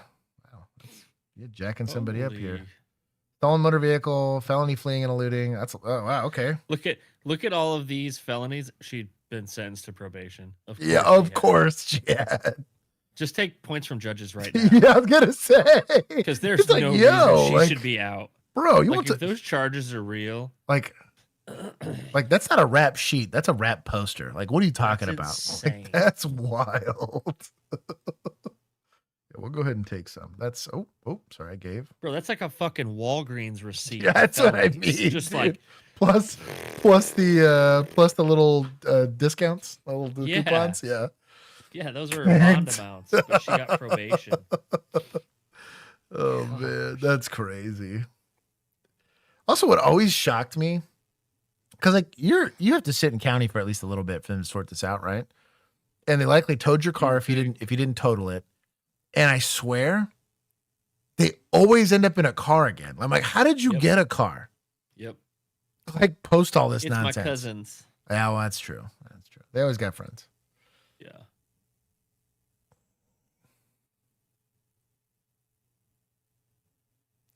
Yeah, he's a dirty dog if he turned off his headlights to see if that was a no license plate light. Or simply apply online at nocostmotors.com. Get a good deal more for a whole lot less. This is causing a lot of flash on the inside. I wonder if they have like the internal lights. That was a lot of light inside this. Yeah, they might be like the low pro on the windshield. Yeah, when they're inside the cabin. Yeah, that would make sense. Just even look at it on the. I mean, he's getting it in the dash and everything. Yeah. Turn on the spotlight. Ladies of Folgers ground coffee. Look at that. I respect the game here. To the cell phone on the dash. I like this. 720 traffic, second-hand one. Jeans? That's kind of wild. Bro, jeans in field training? Only advice would be call out the plate before we stop the car, right? Always a thing. That's a location and plate. Because if this lady comes out and just 007s or John Wicks you both, at least they'll know where to start looking, right? Yeah. Something else when you're approaching, this is a really common, I always call it the flashlight check. I got a really good chance to do some night vision training. And one of the things they teach in light discipline, in night vision, it's a lot more critical because if both teams have night vision, even a tiny amount of light pollution gets you killed. You should really treat policing the same way. Unless there's something you're trying to see at your feet, don't click on that flashlight until you're already pointing it at kind of what you want to look at. That telegraphs where you're at before you're in a position of advantage, right? Where this person might be looking back at the patrol car, the second you click on that flashlight or cross in front of this beam here, they're going to know you're doing a passenger side approach and you potentially walk into the muzzle of a gun. That's total, like, dumb, like, quarterback in this, but it's just a good habit to get into. Also, gun hand holding. Oh, jeans. Gun hand holding. Don't do this. That's great. After an accident, Also, brakes are still on. help shouldn't be on hold. That's why only Femininio Law has the accident response team, crisis counselors. I don't think they got body cam. I'm just getting dash. Protect your health, Brakes are your still on. peace, and your peace of mind. We go to work for you. We meet with doctors. We preserve the evidence. You don't just need a great lawyer. You need a great team fighting for your recovery and to get you paid. Call 855-65-CRASH or visit getpaid.com. Back to school and looking cool. This is Tommy Lalonde from Summit Place Kia in Auburn Hills and Summit Place Kia in Clinton Township. Or buying a new car is as easy as your ABCs. Well, she gone. Crazy. Go. I got it. Northbound second from Antoine. How do you drive with this? That's crazy, dude. Maybe it's worse. Maybe it's worse on the camera than it is. Yeah, but that's pretty bad, dude. Like the fact that you're seeing it like here, this would be debil. Like I used to at night. One, I almost always kept my MDC shut because it was relatively, and even then it was turned down as far as I could go. I would even, the Chargers were better than the Tahoes were about it. Turn my in-car lights as far down as possible, or if not off, right? I loved the Tahoe because you could turn the center screen off. Oh yeah, dude. Because like if the radio's on, I can use the steering wheel controls to turn it up or down. Right. I don't need to see it.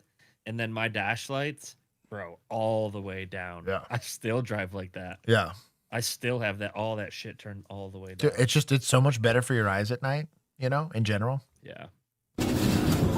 Speed's 45. What is the light on? Come up the Goddard. Looks like they're gonna go westbound on Goddard.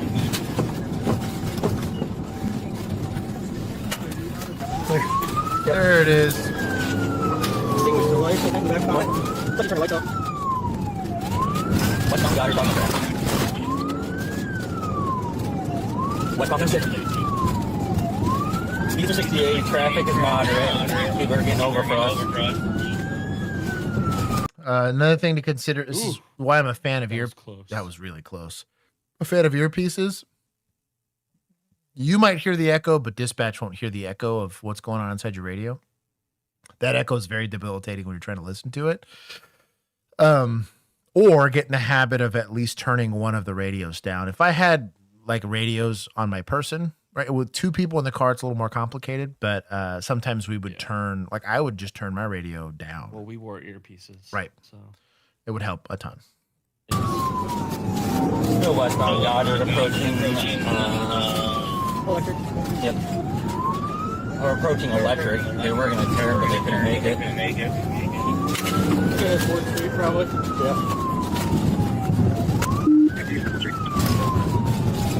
Westbound Goddard. Starting to control a little bit. Two occupants. Drivers a white female. Passengers a white male. Over 15. You're staying on the car. Good drive. Weights, Edward Tom, 19.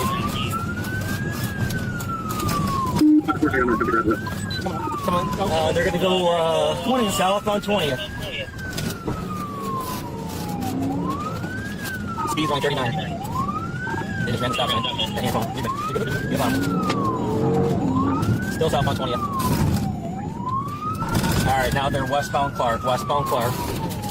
Turned off all the lights on the car, too. Headlights. They darked out. We are right on them. 20 seconds. We are through 22nd. Come out the fort. Come out the fort right now. Wait till we're clear. Go. Northbound 4th Street. Northbound 4th Street. They're doing a good job. Stay with them. No, I got it. We're coming to Goddard. They're through a solid red at Goddard. Clear. Go. Good job. 7-7. When you're ready, pass us. Copy. I'm passing Goddard right now. Receive. We're going to be northbound still. I'm guessing they want to give this to an experience because if it's a rookie driving, it's like, yeah, let the senior officer take lead on the pursuit. You'll let them. I mean, you have an FTO being able to do stuff on the radio, which helps. But I didn't give up my pursuit. Huh? I didn't give up my pursuit. I wouldn't have wanted to. I stayed lead. Well, and also, if you got an FTO that knows you're about it, and he probably gave you like, hey, like you want? He'd be, hell yeah, this is mine. Shit. Well, I kept up through the neighborhood, and then when we got on to Pioneer, he knew I was about it. So He said, go on with your bad self. somebody asked. Yeah. Somebody asked. They were like, "Do you want us to take lead?" And he said, "No." He said, "No, we got this." He said, "We've got it, and I'm calling." I was like, okay, let's go. And it's a good, honestly, like when you have confidence in the person that's in the car with you, like it is wild what a 2-man unit can accomplish. Way different. It is crazy. Like I think that's where they should do the study.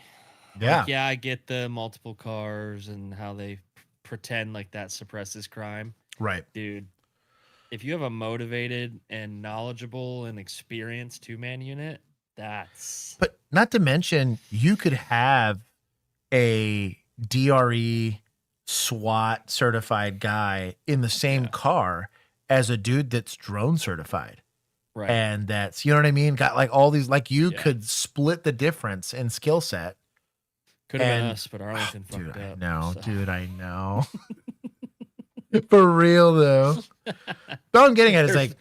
There's no way we'd still be on patrol. No. Well, no. That's also true. That's also true. We'd have hopped off the streets relatively quickly from there. Coming up to Moran. Dude, what they were hiring at the time? Yo, it was... I know. Everyone's going to look cruelly on what's below you, but when everyone that was above us was like, what happened? Like... They all right, but like they are terrible. As was the consensus. Speeds are 80 and slowing. Seem to lose a little bit of control. Do you want to pass? Hey, stay with us. All right, go over here. Go to the right. Go to the right. We are still northbound. Through New York. Speed is 75. Traffic is clear. Road conditions are good.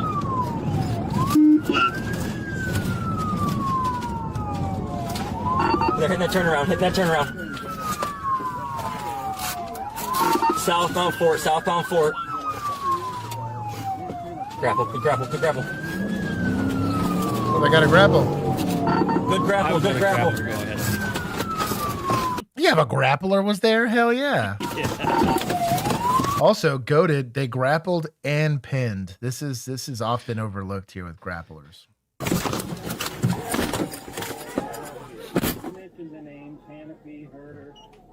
guys that came in and just did something at least while we needed it. So I believe that we have somebody coming up if we need them. I mean, we could go really good here for the next few times. Got to get through this with. Yeah, how many cops are getting involved in this arrest? On this day, she was arrested for felony possession of the crack cocaine, felony fleeing and eluding, felony possession of a stolen motor vehicle. Good on them. They did good. They did good.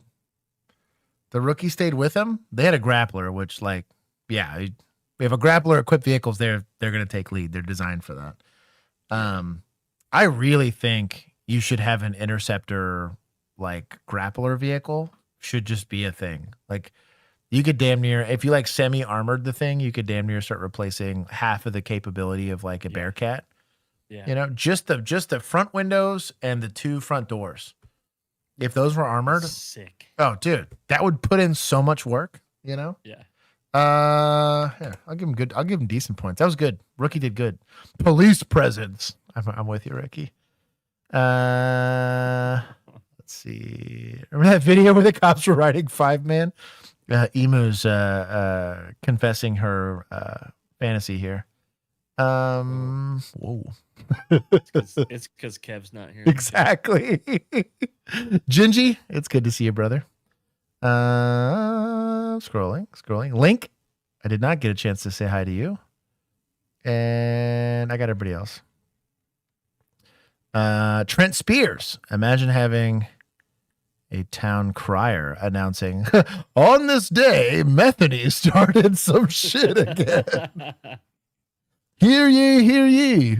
You know what I want to see? I want to see NFL films ride along with like the NFL films crew. I want to see them ride along with the police department one day. Where the narration would be so sick. I've been watching the new season of Hard Knocks. Oh yeah. And just like the narration and the shots. Oh my gosh, dude.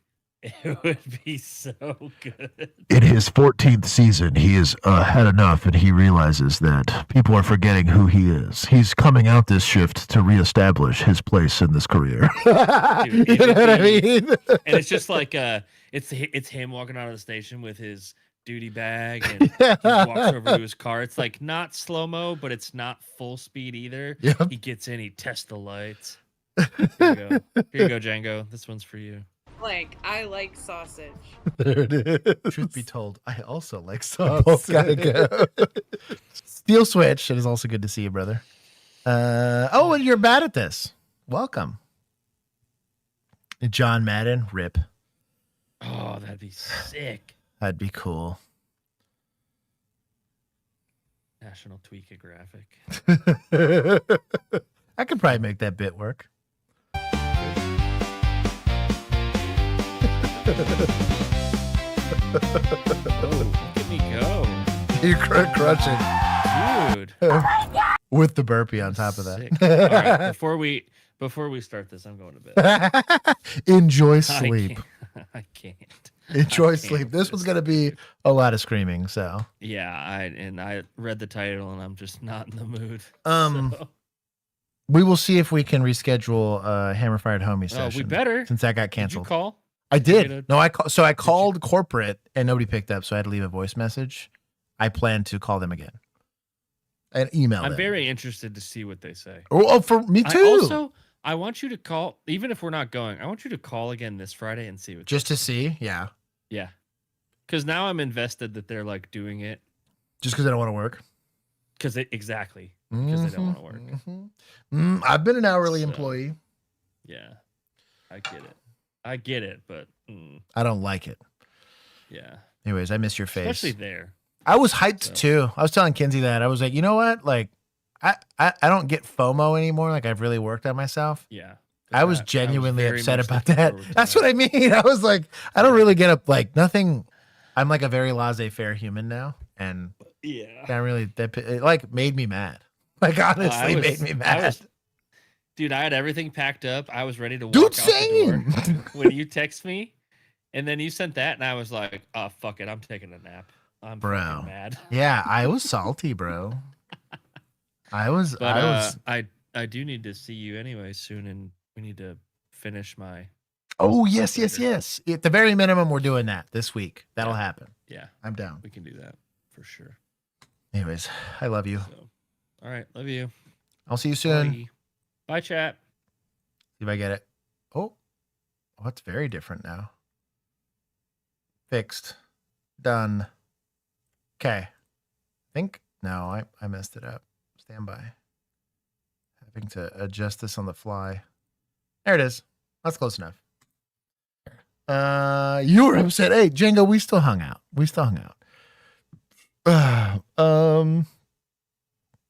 You're bad at this, flexing the 27 months.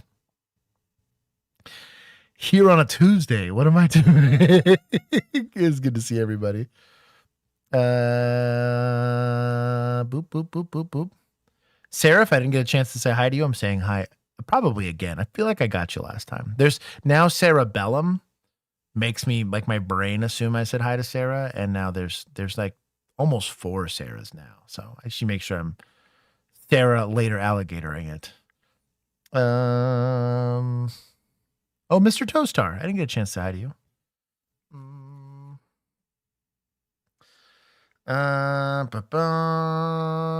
Anyways, we're going. Lisa, stop. Lisa. Oh my God. In case Dan shows up and wants to see what law enforcement has in store for him. Oh my God.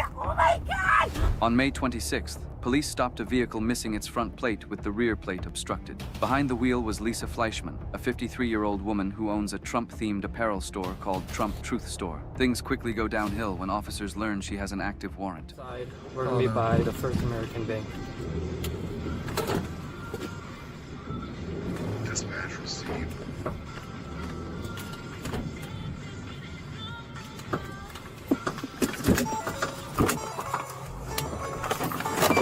Hello, I'll stay in the car. The reason I pulled you over is you can't have your license plate like that, and you don't have a front plate. Do you have your license and insurance? No. That is what the 7-step approach determines, right? Okay, do you have an ID? No.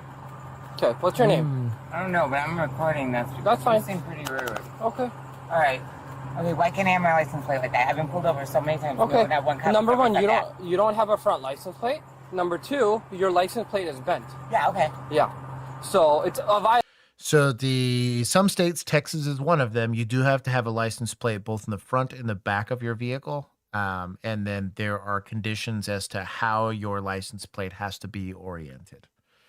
Can't be messed up, can't be too dirty, can't have something covering it. Like, it has to be fully displayed. That was 4-step.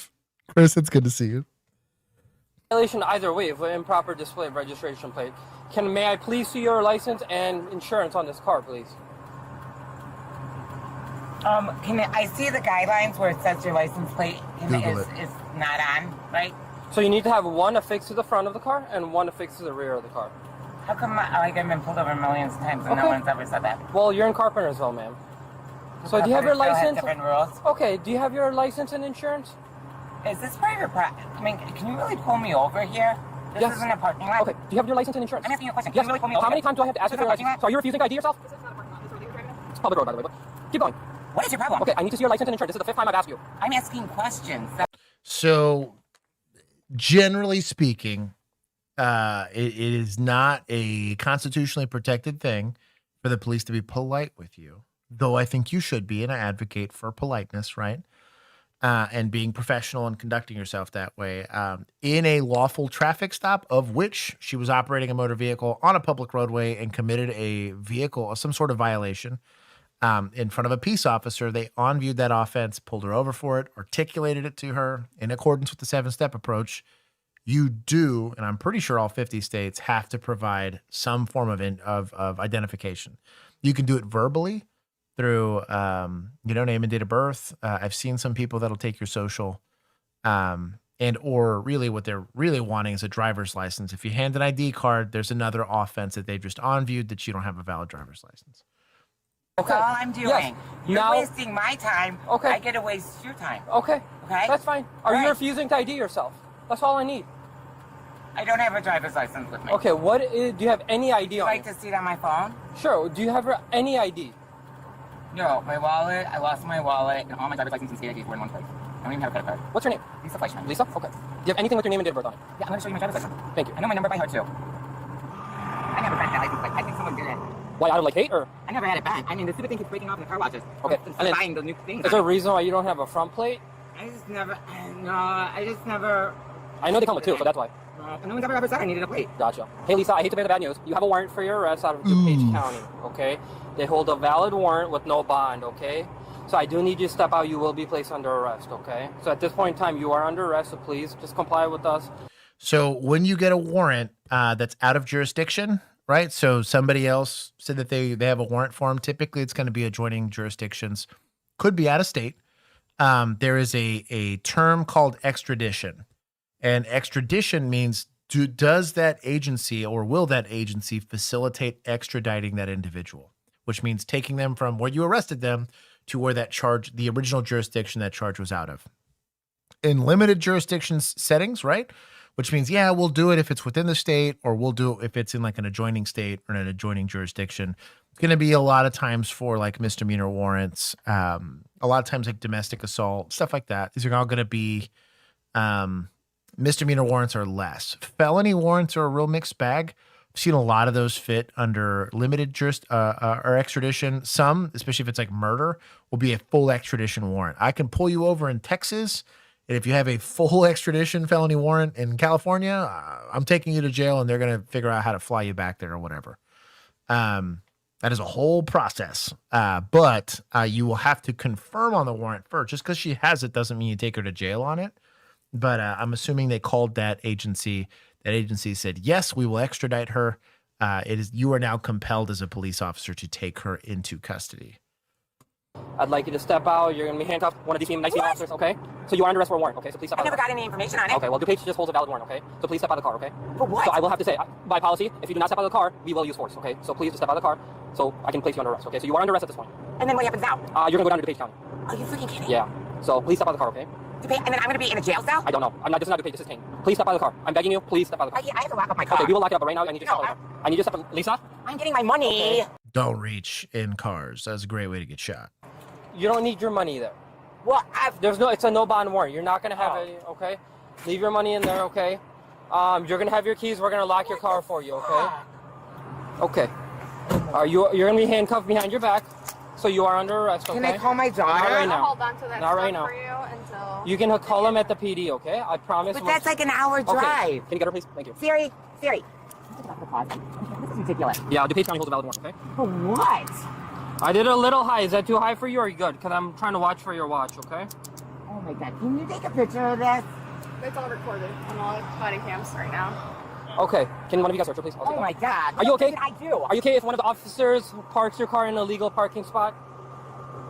Because this is not a legal parking spot. Yeah, that's fine. Yes. Okay. That was a Chad move. You got to take her for the warrant. And he's like, hey, I don't want your car to get towed. He's not threatening to tow it. It's kind of a wild amount of police officers to be here. Do you need your wallet? Do you have your wallet? Are you kidding me? This hurts. This hurts. I have done nothing to break a law. Okay. Well, I don't know what the book I can fit a whole finger. You see this? I didn't do anything. Okay. All right. All right, Lisa, this officer's going to go search Oh, for I you. can't wait for this to go on the media. Bullshit. Oh my God. This thing hurts. Are you kidding me? Are you kidding me right now?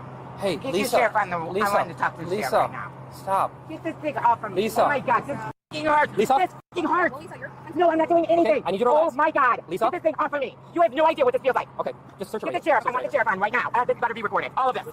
No, I tried that before, and the video all of a sudden went away. It's recorded. Okay? Yeah, right. He did go away. It's recorded. Once we get to... Hey, Lisa, once we get to the... Yeah, the only people that are going to put, like, the feds that'll pick up on a warrant, maybe the marshal's office, but there's got to be a special set of circumstances, especially if that warrant's only originating from, like, a municipality or a sheriff's office. It's normally they don't step in. Maybe state troopers would come up and make a warrant arrest like this, but it's pretty rare. Police department, Oh you can my have God, the handcuffs. It hurts. Okay. Lisa, you're the one. Stop. No, I am not doing anything. It hurts right now. Stop tensing up, okay? I'm not even moving. Yes, you Oh my move. God. Oh my God. Get the thing off of me. Lisa, I swear to God, it fucking hurts. Lisa, stop. Are you fucking kidding me? I am not driving an hour like this. It's not an hour. We're going to the Carpenterville Police Department. Okay, Lisa, we need to search your other side. That's on you. Have you ever put this on you? Yes, we have to do that. Oh my God! Lisa, stop. Lisa. Ah! Oh my God, get this off of me. Oh my God. Get this thing loose. Get it loose right now. I swear to God. I swear to God, I will fucking do the shit out of you. Oh my God. Oh my God. Okay. All right, can we put her in a car now? Right. Oh my God. All right, we're going to put you in a car. Okay. Let's go. Oh my God. What the So there is, and there's it's a, we'll call it a controversial take here. A lot of auditors call these torture cuffs, right? And handcuffs by nature are one of only two devices that currently exist that are considered simply encumbering tools, right? Or tools for apprehension. So they're not weapons. They're not designed implicitly to cause pain. However, if you pull against it, it will cause pain. I have a cat scratching at my door. Hold on. Let's see which kitty it is.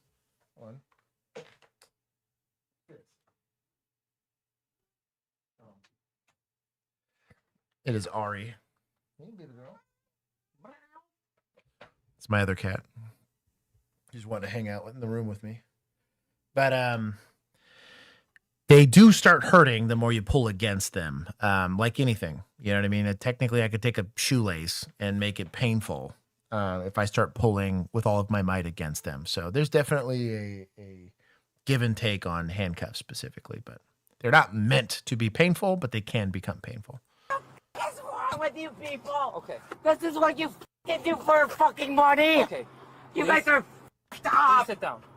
Fucked up. Please Oh my God. Please sit down. Oh my God. Sit, Oh my Lisa. God. Oh my God. Oh my God. Thank you for saying that. Oh my God. It hurts so bad. Oh my God. What the fuck? Oh my God. Oh my God. Oh my God. I am not fucking kidding with you guys. Oh my God. Oh my.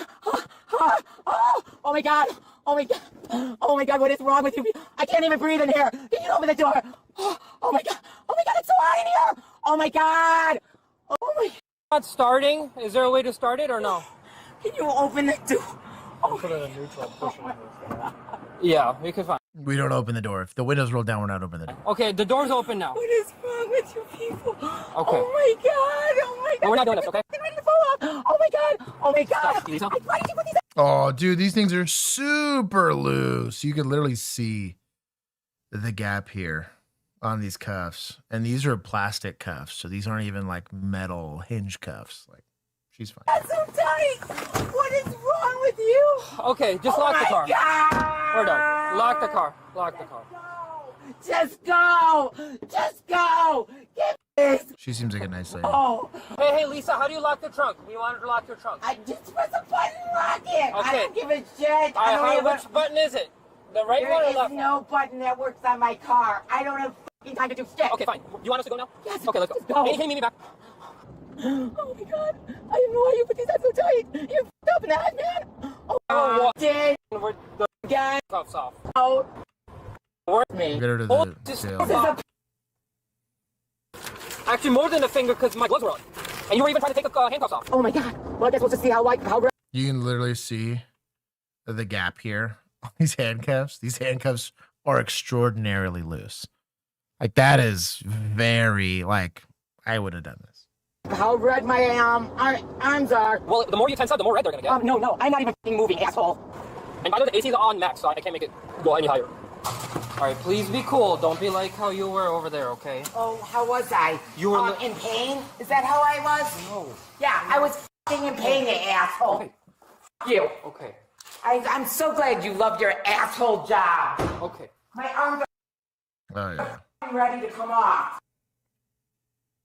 Look at this space on this bad boy. That thing is huge. Okay. Lisa faces charges for driving without insurance and driving on a suspended license, along with an active warrant for missing previous court dates tied to earlier traffic That's violations. funny. So, no insurance, no driver's license in most jurisdictions gets your car towed. He's cool for not doing that. Getting your license suspended typically takes some level of work, so there's a pattern of behavior. But this was perfectly lawful. She was a bit of a pain in the ass. I'm going to take some points from suspects for being a pain in the butt. Unnecessarily so, and accusing them of police misconduct. I thought they were professional and courteous, to be honest. He could have articulated the term here ASP, who's kind of the leading trainer in handcuffing techniques, is that you double lock the handcuffs and check them for tightness. I used to verbally say this every single time I applied handcuffs. Also made it into my arrest report. But there is a taught methodology for this, and then you just simply reply, I am doing this in accordance with the training that's been approved by my department. So that's all you really have to say. He did give her the speech. If you pull against them, they are going to hurt. I think that was a courtesy, and they didn't jack her up too much. Freer, she did nothing wrong. Been claimed. Jeez. Wine ant behavior. Agreed. Chris Redfield. She knows what's her safe word. Liz Barnes, you need to chill. Oh, Rugen wants out. Hold on. Let my cat out.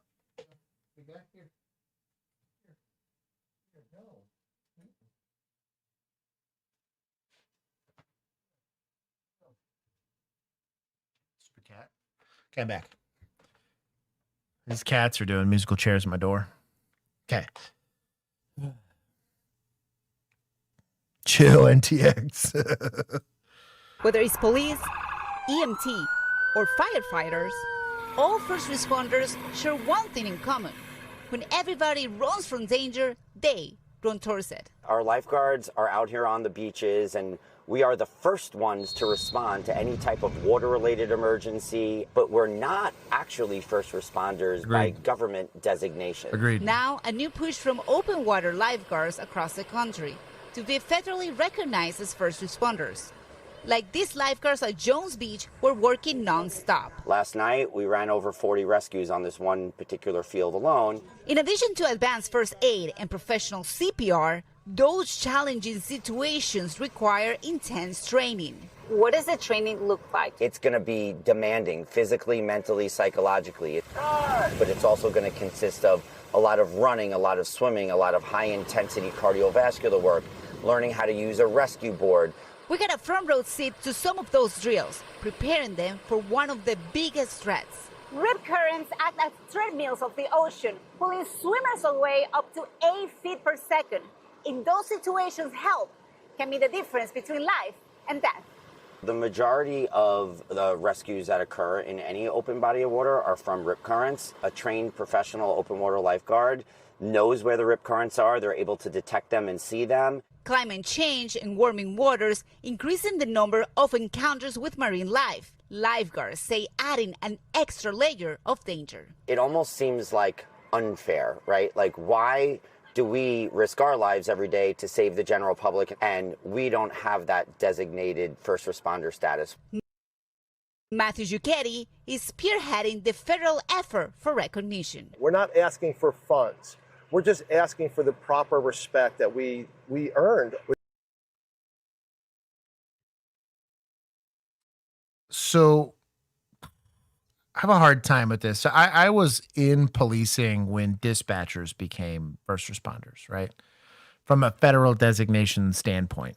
And the rationale on giving dispatchers who hang out in a room and answer a phone call and dispatch, right? That designation was because they weren't allowed, they were considered essential workers, right? Couldn't call in, someone had to man the radio. We literally cannot operate without dispatchers, right? Though I understand we'll call it the ethics and procedures in place by like lifeguards. They're going out and they are helping people out of the water and whatnot, and providing some level of medical care. They're not EMTs, right? This isn't a medical professional. Cool, you're going and pulling people out of the water, and I'm pretty sure you're pretty decent at CPR, right? But like the reason why EMTs are given that is because they are legit emergency medical response, right? I would argue nurses probably have more of a, if you want to call it a first responder status argument, that they're just as at risk. They're just as obligated to step in and help you or whatever. I don't really care personally whether or not they get it or not. I do question the motivation of somebody that is wanting, well, we don't want funds, we just want status, right? or what do you call it? Respect. You're probably doing it for the wrong reasons if that's important to you in doing the profession.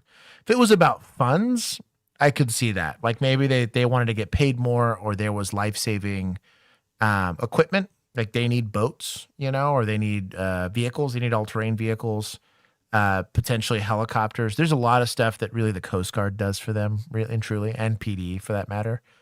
But if they felt the need to get that, being a first responder by federal definition would open you up to getting some of that grant money that's available to those types of organizations. But to say that it's not about money is stupid. And if it's not about money and if it's about respect, that's the whole thing's dumb. Make it a USCG certified position to qualify. That would, ironically, that would disqualify a lot of people from becoming lifeguards. Most of the people that want to be would not be allowed to be lifeguards after the case. I'm also 100% with Millennial. We don't want funds means we want funds. Thank me for my service. Totally fine if they hold a cert or the body can and investigate and revoke from out. Yeah, I'm with Gray Hatter on this one. Like I don't have a problem with putting them into the, if you want to call it the first responder community. I do think they do something valuable, but I bet you what the state would say is, well, that you're just going to fall under like Parks and Rec, or you're going to fall under like the DOJ or it'd actually be DHS. Make that Department of Homeland Security. You're just going to make lifeguards part of Border Patrol, basically. And they protect the water, or the Coast Guard. Well, there's plenty of other more qualified bodies that do the hiring and firing and the training process. And they have a very robust training process and vetting process for providing a emergency medical response, or just an emergency response in general, right? That is not a lifeguard that puts you in the Band-Aid box. It's an EMT. That's just a very different classification of, and do we let the lifeguards at like the community pool be first responders too, like while we're at it? Anyways, Bondi rescue. No, they deal with everything, including terror attack. They do more than the typical first aid. I'm sure that there is a spectrum for people that do that kind of stuff. Heck, cops aren't all created equal. I say that you see that here all the time, right? But as far as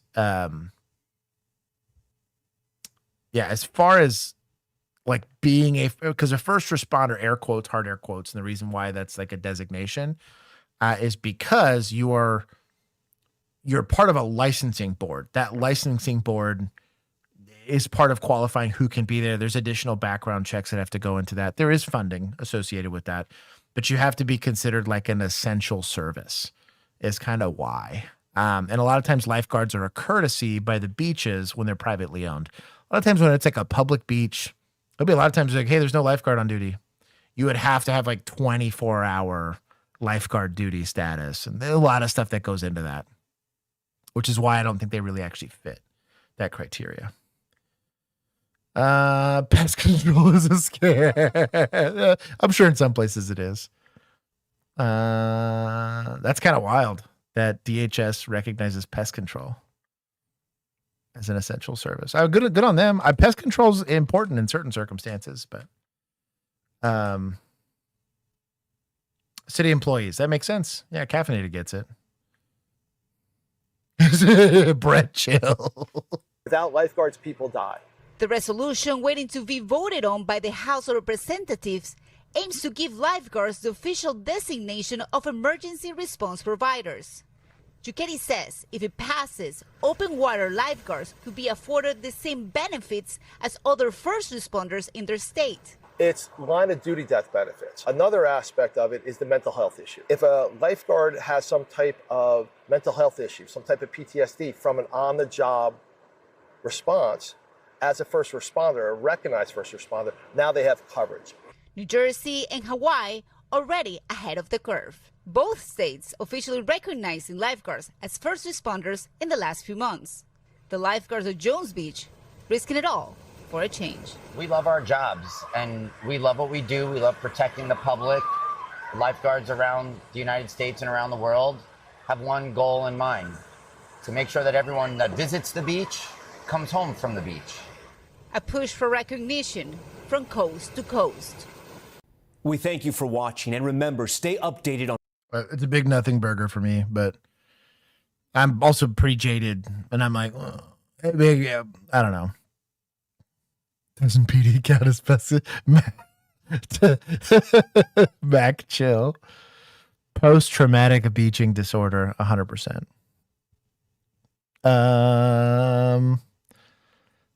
Yeah, Hawaii makes sense. Like, you get to some of these islands, and I get it. I could see Florida. There's gonna be places in again coastal states where you have a lot of beach front area that you gotta protect or whatever. I could see it. You want funding, and cool. If you want funding, go get it. But at least be transparent about it. That guy's kind of a scummy politician. You can't be a first responder while wearing a Speedo. What's it like when the sharks shoot back? To be fair, I wouldn't want to get in the water with a shark, to be fair. I don't oppose designating lifeguards, first responders for the purposes of insurance. Yeah, I don't have an issue with that, but that's a city. Like, let the city do that. Like, because the city and the state could do that. I don't understand doing it at the federal level. Because like Idaho's not going to care. You know, like, why am I paying extra taxpayer dollars in Idaho for a thing that doesn't affect me? I could see that. Lifeguards are to first responders like mall cops are to tactical teams. Yeah, I'm good with, like, I personally, truly, if they passed it, I wouldn't care. Yeah, I don't feel diminished in any way. I'm not here to gatekeep the first responder status. It is just, we're not the same, if that makes any sense. Couple's night out turned into terror when Orange County Sheriff's deputies plowed into their car, causing serious injuries. The deputies' patrol car did not have its emergency lights or sirens on at the time of the devastating crash. Now, hold on. Serious injuries. The deputies' patrol car did not have its emergency lights or sirens on. Now, in all fairness,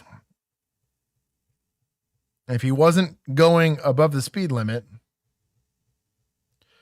I would like to see how fast he was going. This guy did fail to yield right of way. You do have to check. I don't see anything blocking his ability to see this car going. Like, there's nothing in front of him. He can clearly see that there's a car with headlights driving in his direction.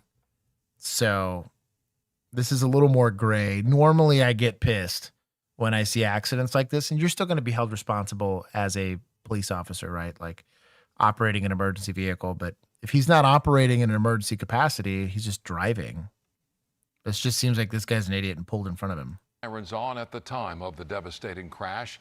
Now, 2.5 years later, the couple is still seeking justice. The Orange County Sheriff's Department refused. They look good.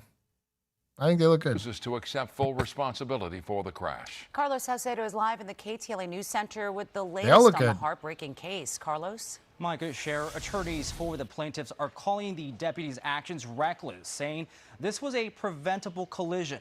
The deputies were speeding, allegedly on their way to dinner. Weeks before the civil trial is set to begin. But speeding how much? Like 10 over or like 30 over? Like, it matters, right?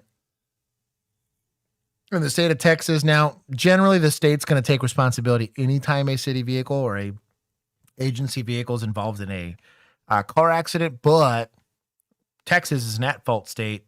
They failed to yield right of way. You can't turn in front of a car that's going straight. That's the best way I could describe that. So if this was not a patrol car, they're at fault for their own accident, which is dumb. Don't pull in front of cars. We are getting a first look at video evidence of the impact, including body cam footage. Just two. Just two? Yeah. The horrific crash happened the night of December 29th, 2023. Megan Doan and her boyfriend, Jan Tan, were badly injured when their vehicle was struck. It was 65 and probably a 40. By an Orange County Sheriff's Patrol unit. Dash cam video shows a deputy behind the wheel, Jeremiah Payas, going. Oh yeah, he's cooking. 65 miles an hour, almost double the posted speed. Yeah, if it's like a 40, 65 is fast. That's going to be considered misconduct. Yeah. Speed limit when he plowed into Megan's car as she attempted to make a left turn into a Target parking lot in Santa Ana off 17th Street. This was an extraordinary collision. Both people could have died. They suffered very serious physical and vascular and nerve injuries. Attorney Robert Glassman represents the couple, who is now suing the county and the deputy in civil court. An investigation of the crash by Santa Ana police found that Deputy Paez was at fault for excessive speeding. He did not have his emergency lights or sirens on. Yeah, he was not fast. In pursuit. He was not responding to an emergency. He was going 65 miles per hour in a 35 mile per hour zone. Video deposition testimony by the officers confirms they were not responding to a dispatch call. At the time of the collision, you were not in pursuit or rolling code 3, correct? Correct. You did not have your lights or sirens activated, correct? Correct. His partner, who was in the passenger seat, was on his phone looking for a place to eat. What were you doing on your phone? I was looking for dinner ideas. Was that what you were planning on doing with Paez? Yes. The couple is seeking hundreds of thousands of dollars in damages for incurred medical expenses. This was just a very reckless display of sheriff's deputies who believed that they were apparently above the law. Yeah, you can't speed 20 over in a 35. Yeah, they're going to be at fault for that.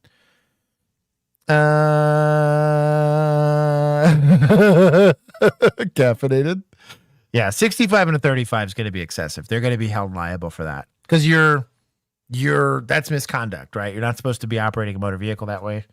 I'm fine with them pinning that on the deputies. If you speed, you don't have a good reason to do it, I have issue. Now, that being said, as a general precaution and from a defensive driving tactic standpoint, clear intersections. That's if you're turning, if you're exiting, whatever. As a posture, look twice. And then if you're going to turn, right, either if you're exiting traffic or you're, again, pulling into traffic, do it as quickly as possible and as safe as possible, right? There's a real bad habit that drivers often get into, and this causes a ton of accidents. You're driving down, and let's say it's 35, right?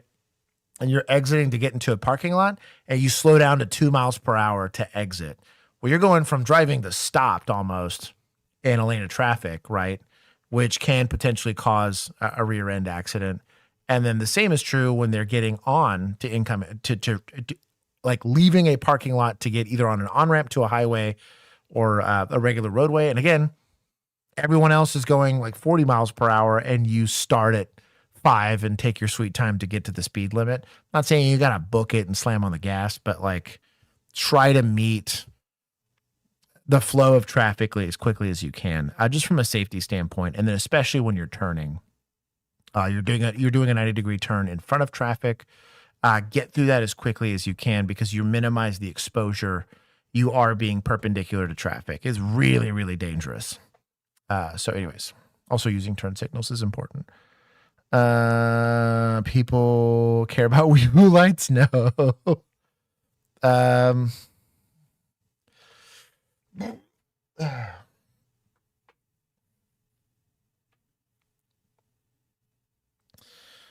72 and a 45 is fine. I don't have a problem with that. That's I wouldn't stop for it. So what I'm talking about is what I would enforce. What I would actually do, I always drove this. To this day, I drive the speed limit. I don't speed. I didn't do it on duty. I don't do it off duty. I haven't been pulled over since 2013. That's way before I was a cop. So I follow traffic. Though I'm a spirit of the law kind of person, I'm a conformist. I don't drink. I don't smoke unless it's the occasional cigar. And I drive. I obey traffic laws. Now, the deputy behind the wheel was reportedly disciplined by the department, but is still employed. The civil trial is expected to start in mid-September. Reporting live from the KTLA News Center, Carlos. Yeah, I think they'll win that. Scumbagging it for speeding.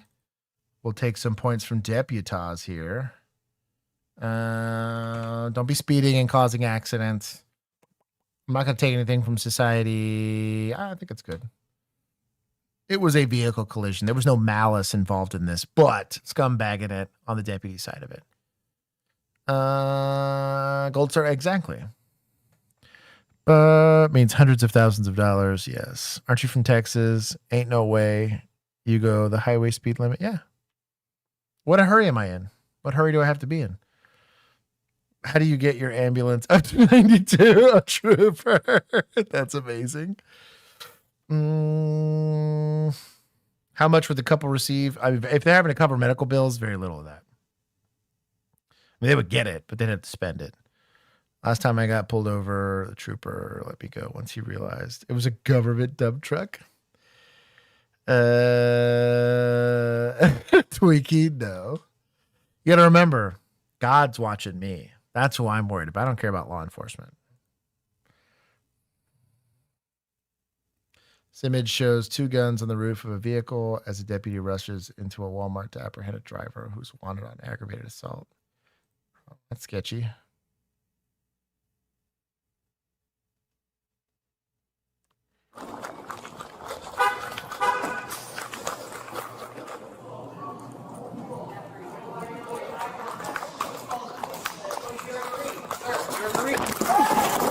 Jesus Christ! Help! Help! Help! Help! Help! Please! Hands behind your back! Maureen! Please! Hands behind your back! Okay.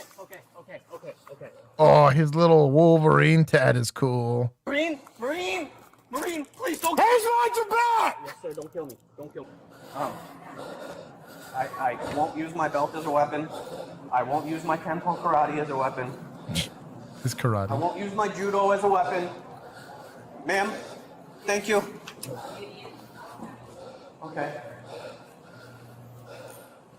Shout out to this officer. Handling up. Guns. Thank you.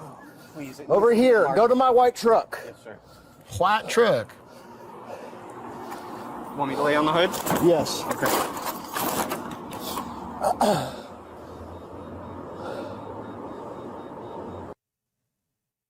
What a wild time. That's crazy. I wonder why isn't it unmarked? Maybe he's off duty? Arrested in connection to aggravated assault with a firearm. That's crazy. This guy was high as hell. Good on him. I mean, he handled up. He got a little spicy there, but the charge was legit. This is a deputy. Look at your boy. Arrested in Walmart weapons offense. Improper exhibit of a firearm or dangerous weapon. Flee, elude. Failed to obey Leo. Order to stop. Okay, I guess that's like their version of resisting. Resisting. In Citrus County. Good on them. County boys showing up. I respect the guy. You know, I'll give him a little bit more. That was a good arrest. No frills. Ran in, found him, handled up. Nothing sketchy. It was a little mean to him, but this guy kind of earned it. Want to do karate in the garage. Maybe he's a supervisor. That's true. Bro, that's big Sarge if you handled up. First priority was to secure those weapons before you get in a shootout. Frag, you're not a cop and it shows. You're crazy. I mean, like, the weapons, cool. Yeah, I'd like to secure them, but like, I don't know that this guy doesn't have more on him and he's still currently fleeing. I don't blame you. Now that the guy's in custody, yeah, let's secure the weapons. But when you're arriving on scene, you're getting after it. Tourniquet applications. Oh man. Did not hear him say police or sheriff's office. Explain, you're right. He should have announced. But the St. Louis County Police Department says it will need more money to make it through the rest of the year. The Board of Police Commissioners met today after County Executive Sam Page said yesterday the department could face layoffs. Fox 2's Chad Mira has more on what the commissioners are saying today about those potential layoffs. Although the topic of layoffs didn't come up at the board meeting today, the police department did warn that they could need more money to make it through the rest of the year. Could the county budget crisis hit the police department next? Well, pretty much our shortage is all in salaries and fringes. In an update to the St. Louis County Board of Police Commissioners today, the department's fiscal services supervisor said they will need more funding to get through the fourth quarter. County Executive Sam Page warned there might be a need for layoffs to help make up for a $3.5 million budget shortfall. 85% of the public safety budget, the police budget, is payroll. So there is no scenario where you cut the police budget and you don't cut police officers. But last night, County Councilman Mark Harder said that is absolutely off the table. We have openings for 150 officers right now. And so to say that we're going to lay off people when we have such a great shortage right now is irresponsible. The budget update today raised questions at the police board meeting. The police department is authorized to have 919 officers, but right now they have fewer than 800. I'm confused on how we can be short-staffed. We're putting budget together regularly, and we're still behind. The department said right now the county did not give them the budget to fill all those positions. So they're not getting rid of our positions, but they took the money away. But they've been promised if police continue to hire, they'll get the money back.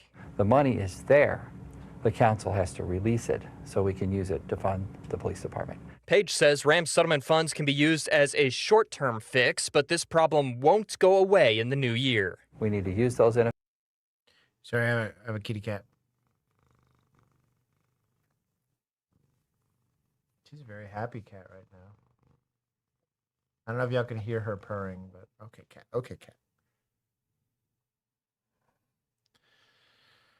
You guys got kitty?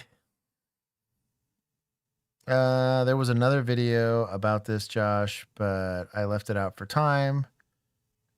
Dude said they would have to lay off 200 officers. Holy cow. That isn't math, though. 200 officers for only a $3 million budget shortfall is kind of crazy. Ari, you need to calm down. This is too much. That's crazy, though. Like because you're going to be budgeted for the approved 900, which means the funds are there, right? Like the city has those funds or it wouldn't open up those positions. I'm wondering if some of that's federal funds that they budgeted for but didn't get. That could be part of it. I'd be interested to see. They don't have the budget for them. Why they don't have the openings? I think I found the problem. Yeah, I'm with you, Sarah.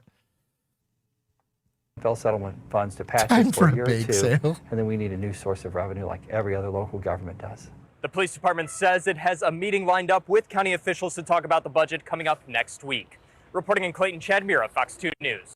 I don't. Okay, well, you do have to leave. They want you to leave. I don't have to leave. Show me that. Oh, well, I guess we can take this from admin and politicians because I feel like they're dropping the ball on this. Take some points from them. Definitely some from politicians for scumbagging it. It's their job to balance the budget. That's all you got to do is balance the budget. I'll be making up numbers.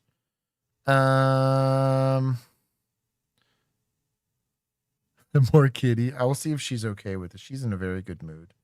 I'm trying to respect her boundaries. She's just happy hanging out on my lap right now.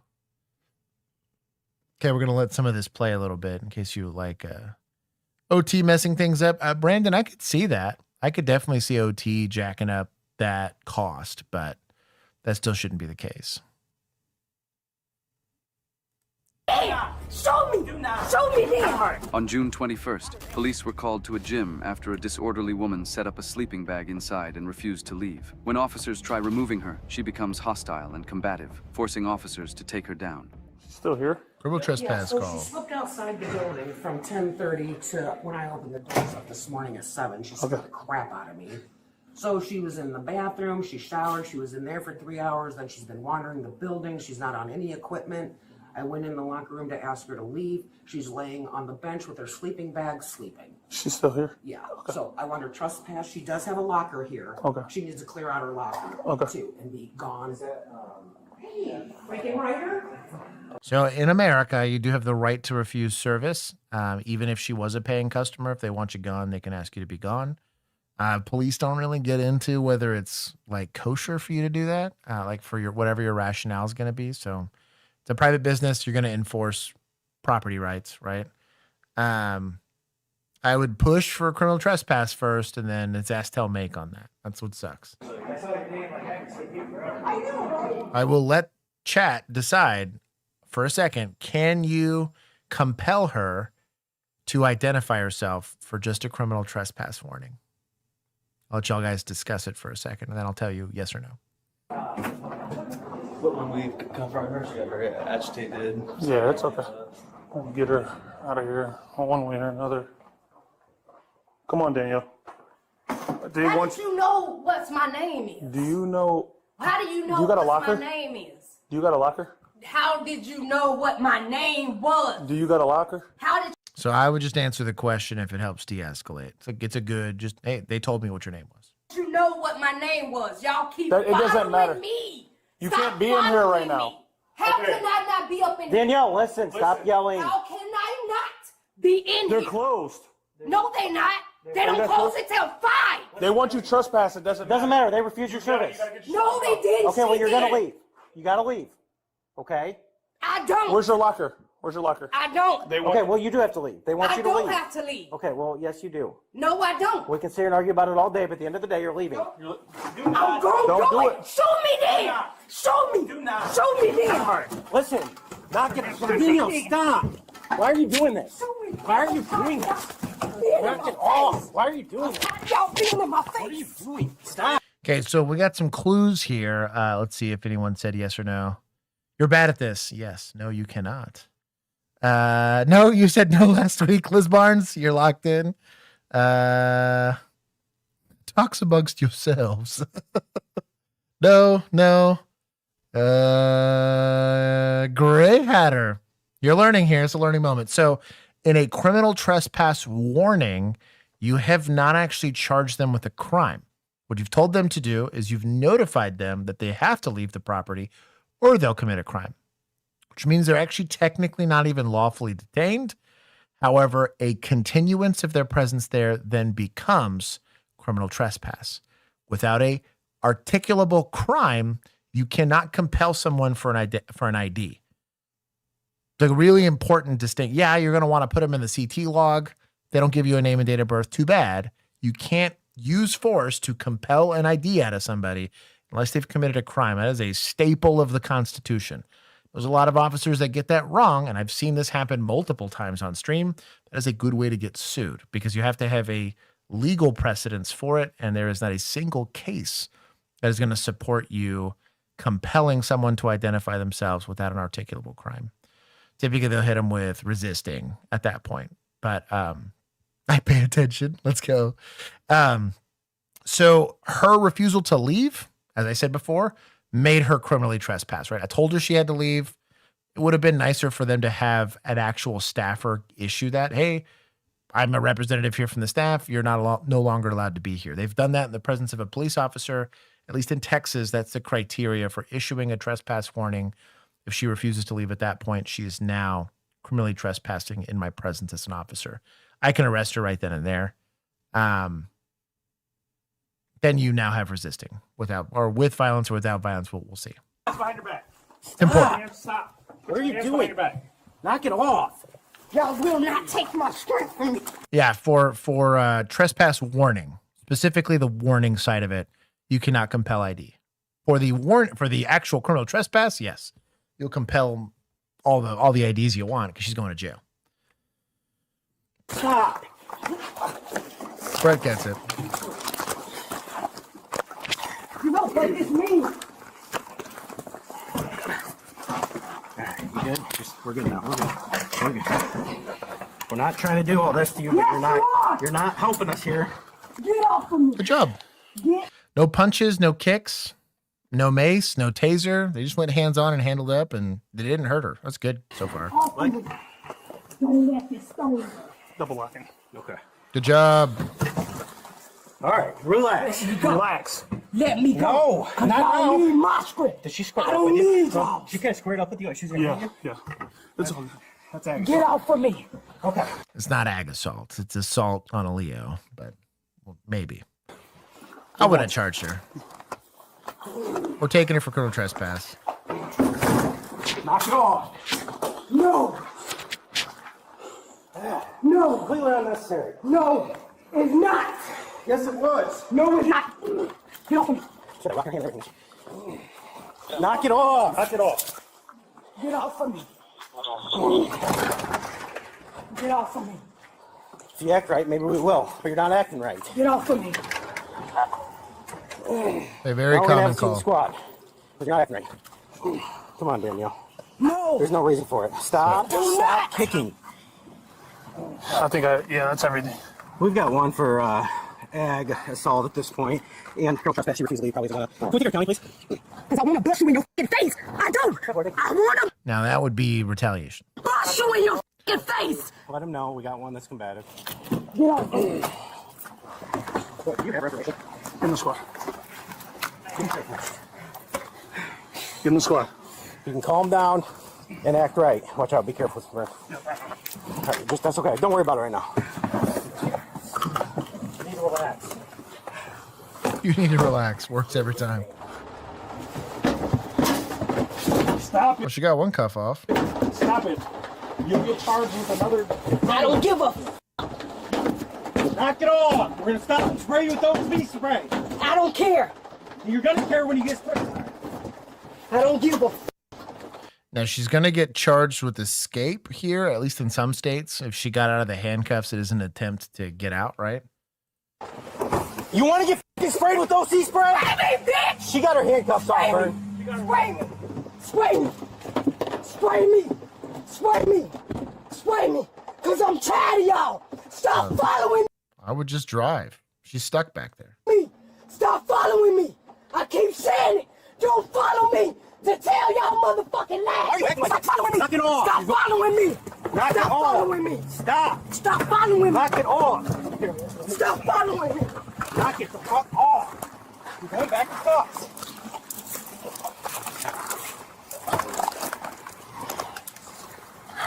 Good job. Already handcuffed her. All right, you're fine. We got just relax. We got her. Breathe. Man, getting rained on during shift sucks. Then you're stuck in it. You're just soaked for the rest of the shift. It's just suck, man. It was always in the winter. It rains a ton here, like the winter and the spring. And you got rained on with like the first hour of your shift. You just kind of crank the heater on and try to dry yourself out. But dude, it was miserable. Take a breath. It's going to be okay. 1 or 2. We're at a 15-3 with her. Okay, good stop. No one's up. Make sure take time. She got cuffs left. Add that to work, and then she can get back to the table. We got to recuff. Go back to there. Let's try again, okay? We're going to stand you up, okay? Breathe. You got to breathe, okay? We're not trying to hurt you. Relax, hon. Come on. You a liar! Relax, okay? Get in the car. Come on. Let's have a seat. Come on. It's not worth all this, okay? Relax. All right. So she's got a couple of signs of what we call MHID, or mental health intellectual disabilities, is what the acronym stands for. Likely's got a little bit of them delusions, right? And so she's seeing and experiencing either paranoia or actual hallucinations. Can be caused by drug usage, can just be caused by mental health issues. You've even seen in some situations where just chronic stress over time can cause some level of psychosis, right? We're going to want to put that in the report just because there might be some diversionary programs for her to possibly get some help, get some medication. She will be back. You will be dealing with her again. She's going to stay in your jurisdiction, right? We call them frequent flyers, just as a fun kind of term. But the reality is that the likelihood in the future that she somehow gets a hold of a knife, or worse, a gun, or even worse, a car, is high. You know, and the more we don't treat the mental health side of this and don't have a long-term fix for this problem, the amount of force that has to get used is going to escalate every single time you interact with them. Everything they've done so far has been perfectly reasonable. I don't have any issue with it. But I think as a professional police officer, you got to address the fact of who you're dealing with, right? It's going to adjust your expectation for compliance. It's going to adjust your expectation for what they even understand from what you're saying, right? So just take that into consideration. She's talking about, you guys are following me. Her facial expressions are very, very exaggerated, which is another kind of symptom of people that are going to be within that mental health, intellectual disability envelope, right? And then her speech patterns, she keeps repeating herself a lot, and she's getting stuck on ideas. That is either caused by an insane amount of stress, right? Cortisol goes up, adrenaline goes up. Your brain gets really simple really quickly because your prefrontal cortex shuts down, or you're just kind of constantly in that elevated state of panic, right, due to mental illness, and that can cause issues. So Trying to take my bank account from me, my phone, everything. Not worshiping you motherfuckers. And I'm not gonna calm down up in here. I damn sure ain't gonna calm down up in here. I wanna fight them. I want to, because I am. The minute they take these motherfucking cuffs off me. So here's where it's gonna end. So I want y'all to shoot me motherfucking down. Shoot me down. Shoot me down. Because I know exactly who did it. Shoot me down. Right here. Shoot me motherfucking down. Stop following me. Django. Josh is called Mania. Ironically, Mania is not this. So Mania, ironically, is a sense of like euphoria almost. So when you're talking about mania, that's going to be the opposite side of depression, right? So depressive states are going to be really, really sad. That's the very simple way of describing this. Versus mania is like unreasonably optimistic. So you'll see this in a lot of bipolar is the most common disorder where you'll see those bouts of mania, bouts of depression. They tend to be sustained over time, and they're not within like an hour. These happen within days or weeks, sometimes even months. But be careful. Okay, I was like, Brett, don't be being weird, dog. Mania is a very different term. Don't be confusing people. You are not. Also on the she just snapped. She knows better. Them for them bitches. I'm gonna fight them. That's the first thing I'm gonna do. The first motherfucking thing. So that you bitches can shoot me down right here. Shoot me. Because I dare show me calm me down. It's so we'll see how she's easy. doing. Come on. To me. Don't touch me. Don't touch me. Don't touch me. Don't touch me. Because it's your. Don't touch me. Don't touch me. Mary. Oh, the spit mask. This girl's clutch. Damn it.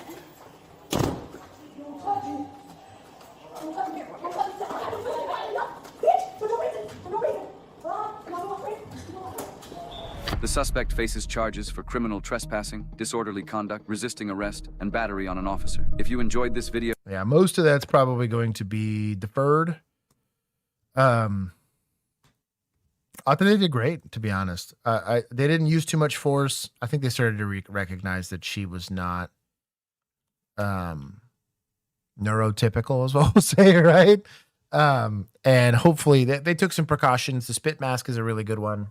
Make sure she doesn't pick up an additional charge and you're not needlessly exposed to bodily fluids. It's a sucky thing to have to do an exposure report for. And no punches, no kicks, no tasers. The threat for OC I didn't like, but he ended up not doing it. What state is this? Let's see. Let me see if I can find a car here. Or maybe like a patch. Rock Island Police. Let's see if we get a car. What does this car say?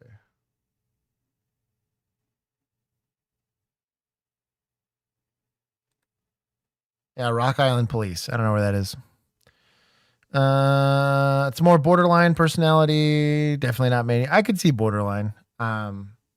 There's a couple of things. Again, you need to observe a person for a long amount of time to get an accurate diagnosis here.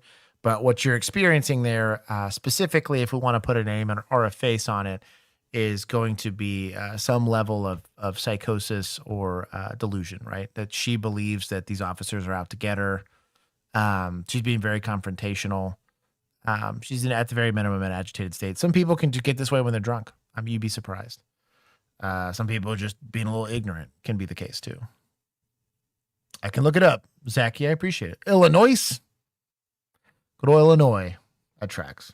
A man enters Target, then immediately heads to the electronics section where he tells the Target employee he wants to purchase a new iPad. So they go to the back to grab one while the man patiently waits.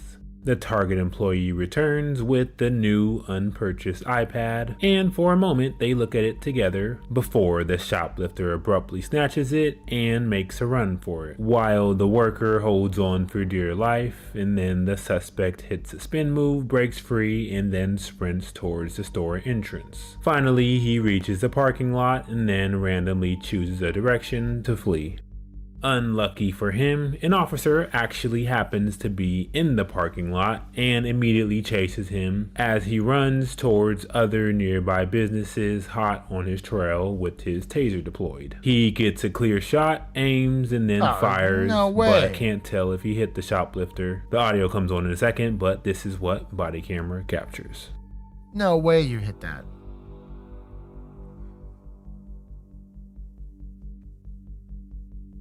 His radio fell off. Oh, or his handpiece.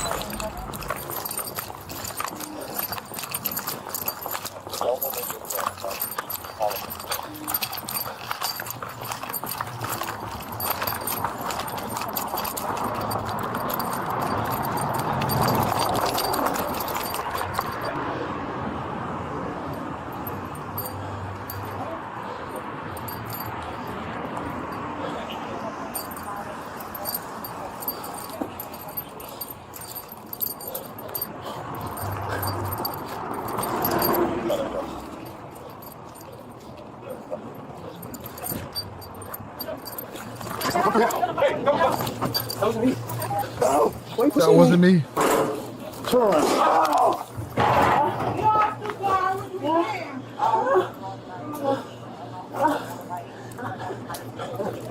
You get help? Did you? Pinky first, always. Get hit with the taser?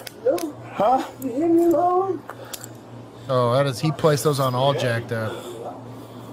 Oh man. No. Move. Lean forward. Ow. You were putting them all jacked up. Stop it. No.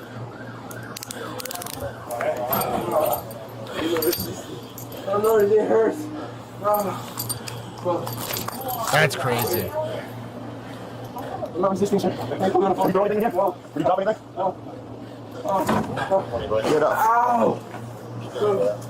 Why are you pushing? Why are you pushing? Where's the bag at? That's my hoodie. That's my hoodie. Huh? Yeah, let me see it. That's my hoodie with the iPad in it, bro. I'm not lying to you. Walk, man. I'm walking. You're holding me, dude.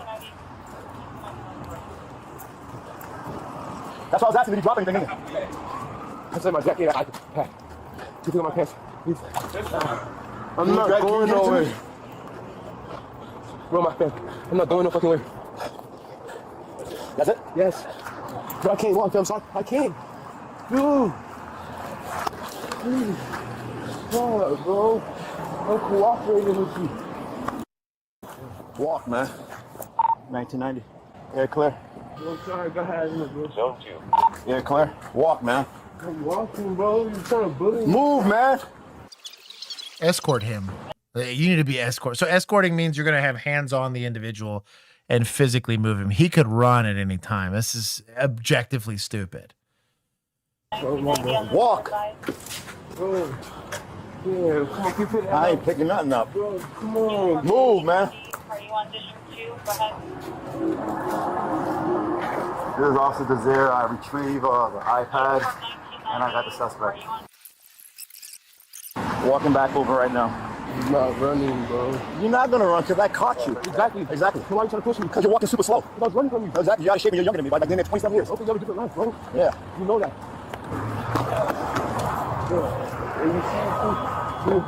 Raw dog in pockets too? Come on, man. Get inside. Fuck. Put your feet in.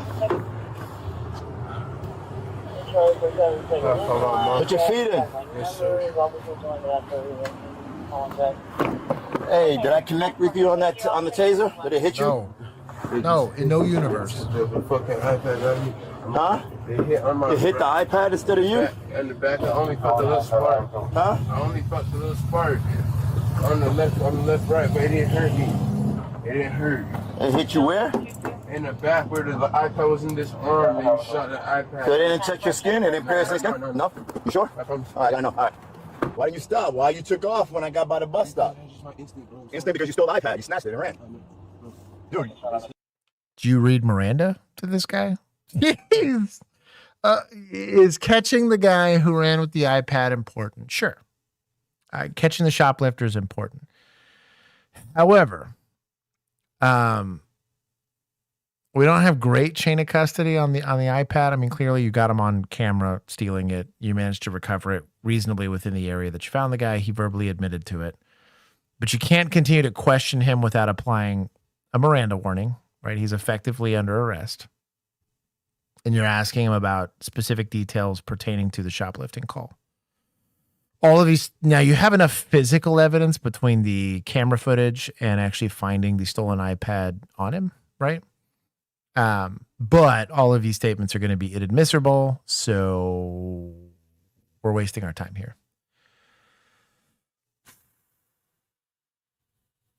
I caught you in my boots. I know that nigga from school. I caught you in my boots, man. I don't fuck with him. You heard me?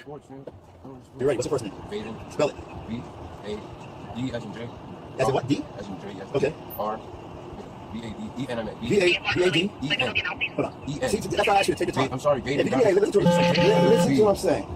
If you give me, stop talking. Let me talk first and I'll let you talk. If you give me a fake name, that's going to be another charge. I'm not. Okay, I'm just letting you know. That's my real name, fam. Okay. V-A-D-E-N. V-A-D-E-N. E-N. Okay, you have a middle name. It just starts with G. Spell it. I don't know. It's just G. You don't know your middle name? They just call me G. Who? Your mom called you G? Yes. Your mom and dad called you G? Yes. But you don't know your middle name? No. The middle name is kind of irrelevant, but whatever. G. What's your date of birth? 2005. 2005. Wipe my eyes off these. Get back inside. Wipe my eyes off. I'm not wiping your eyes. What I look like?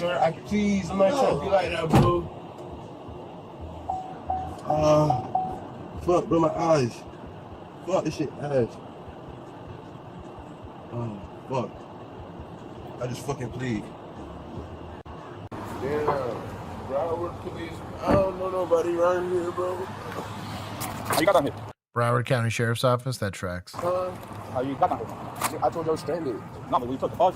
Yeah, that's what I was saying at the bus. Waiting for the next one. The 20-year-old man was arrested and then taken to jail and placed on a $750 bond. He faced 2 charges, felony grand theft and misdemeanor resisting an officer without violence. Surprisingly, the felony theft charge was actually dropped by prosecutors. However, wild. The resisting charge was transferred to another court because he did this in a target outside of his home county, and for that resisting charge, it remains pending. As a result, all suspects are innocent unless and until proven guilty in a court. So he's only being charged currently with resisting because he fumbled the bag so hard on this shoplifting call and foobarred all of his questioning that the DA is like, well, we'll give you A for effort.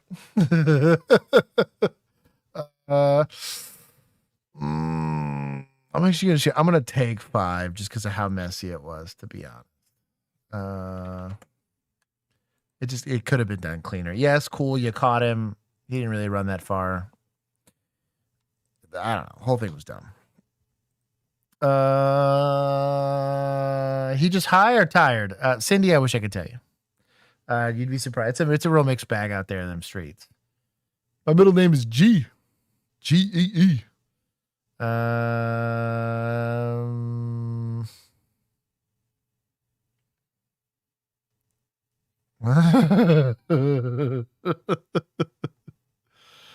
with Alex. I can see that. Not only can Apple brick the product, they can also tell law enforcement where it is. Yeah. FTO starts September 9th. Dan, I'm excited for you, bro. I need to take you shooting before you hit the streets. Make sure you're not a liability. Ninja. Only he hit the actual iPad and not just the box.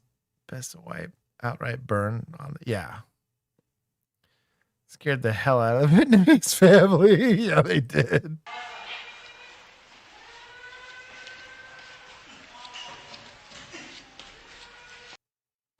What are we doing here, baby boy? We have a red dot and an offset red dot. Is this for supers and subs? Also a 9mm PCC on patrol. What are we doing?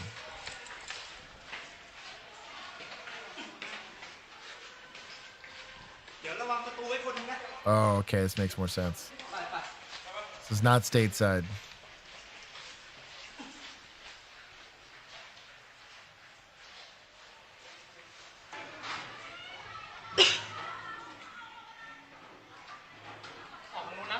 ไปน้องออกทางนู้นออกทางนู้นวิ่งออกทางนู้นเลยวิ่งไปเลยวิ่งไปเลยวิ่งไปเลยดูเด็กด้วยวิ่งไปทางนู้นวิ่งไปทางนู้นทางนู้นวิ่งไปเดี๋ยวเคลียร์ทีละชั้นเลย Oh, what a sketch place. ขานต่ำออกมาขานต่ำออกมาขานออกมาไปลงไปเลยขานออกไปไป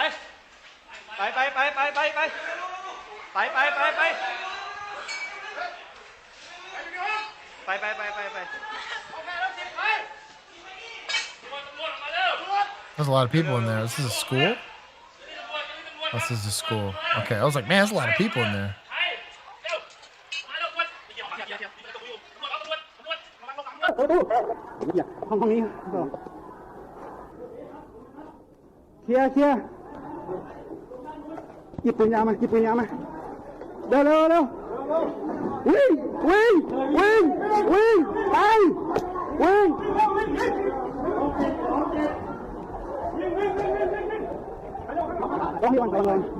My boys got morale patches up in here. That's crazy, bro.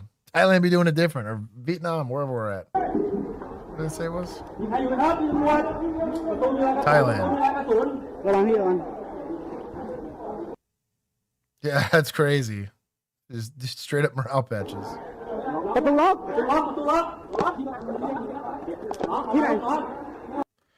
But what in the Sealy site is this? Trying to figure out what optic this is.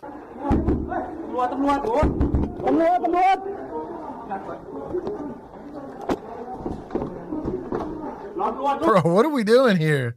So, just not to give too much away on tactics here, but generally speaking, you're going to attack the crack here. But you got the shield on the crack side, but the door is going to open up to them. So he's just pointing his gun at a door, basically. Like, he's never going to be able to see inside of this door. So I'm not sure what he's pointing his gun at here. What are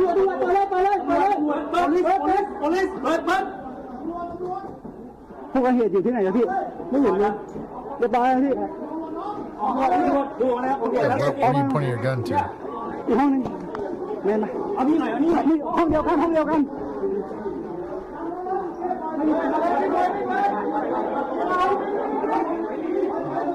Hey, yo!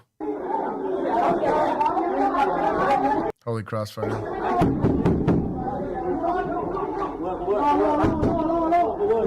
What in the O site?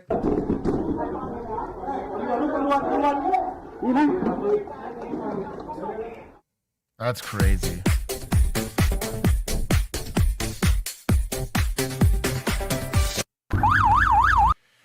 What in the O site? So, I mean, I guess to international police, shout out to them for responding, I guess. There was, and again, training standards are going to vary wildly from one place to another. A lot of people, as much as we dunk on American cops for doing stuff, it's kind of weird. The floor is generally a lot higher than you're going to see in a lot of other places. Alex, you know I'm right. Attacking the crack. It's a thing. Need a headphone warning clip with kitties. I wouldn't maybe be mad about that. Could learn a few things from Thailand. We could also learn not a few things from Thailand, to be fair. As an officer steps out into the road to stop a motorcycle for running a red light, the cyclist does the unthinkable.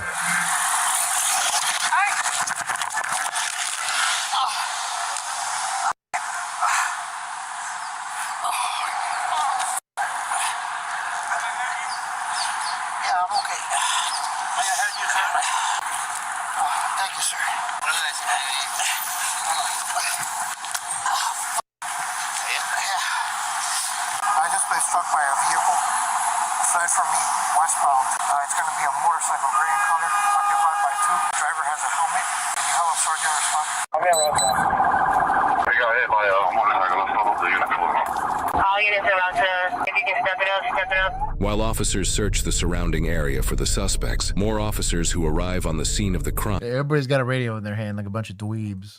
Talk to witnesses to gather more details on the runaway suspects.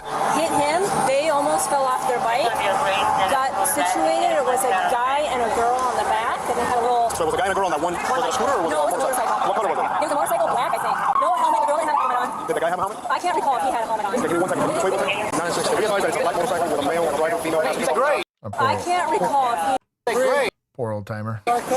She's a witness. Did they have something yellow on the back? They had like a box of something. I don't know what color it was. Probably like a saddlebag. 996. They had like a box in the back, some sort of box in the back. I didn't quite see it. They took off fast. Do you know what they were wearing? Not really, no. I just saw that it was a male and a female. Would you be able to identify the motorcycle?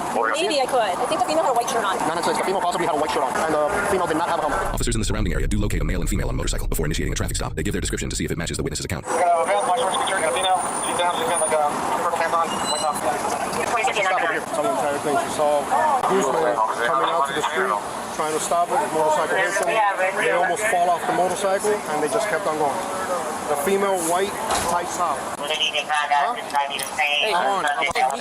He's like disoriented because he was telling me a great car, a stand-up scooter. He was all over the place. He's all over the place, man. Hey, he told me stand-up scooter. Did you hear him first come off? The motorcycle was going I've been hit. Yeah. Complicating matters even further, the male and female on the motorcycle that officers were about to initiate a traffic stop on cause a multi-vehicle car accident, resulting in serious scumbaggery. Injuries for the female riding on the back. Oh, he's a scumbag for that. Oh, I think I recognize this. Oh. Hi, sir. Hey, how are you? Okay, so we have fire rescue. You have fire rescue coming your way, okay? All right. Road rash sucks. I got burned. It's harder to see now. You might be able to see this a little bit. Yeah, you can kind of see my arm. I got burned here and a bit of my hand. Looks pretty gnarly. Django got to see it in person. But this sucked, and this is not nearly as bad as road rash. Road rash blows. License and registration, meow. Pretty fast. When I saw it, I didn't see him. I saw it when he got hit. So that's when I was talking to my mom and dad, and I looked over and I said, oh my God. And then I thought, I don't know how he got hit, but the motorcycle jumped into the air. She almost fell off. They recentered and then they took off. I'm gonna, if you could just get in my police car. So this is the thing. We have a motorcycle that apparently crashed into like 2 other cars or something like that. And the female in the back fell off the motorcycle. Okay. So I just wanted to pass you by to see if you could ID if that's them or not. Okay, I just parked right there. Let me just make sure. Where are you? Where are you? I didn't pay for parking. Bring it over here. Okay. Put it right here. Osman, do me a favor. Can you take off your backpack? Set up for me real quick. Take it off. There you go. Turn around. I'm okay. Turn around. Put your hands behind your back. You're just going to be the same for now, all right? Okay. Do you have any firearms or anything like that on you?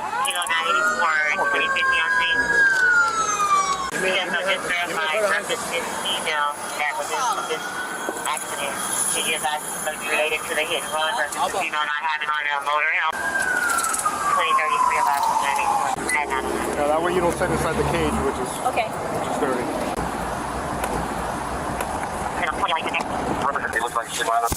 I'm en route with a short with a witness. Whoa, wait, what? What did this say? Wear protective gear, kids. Agreed. She's probably super jacked up.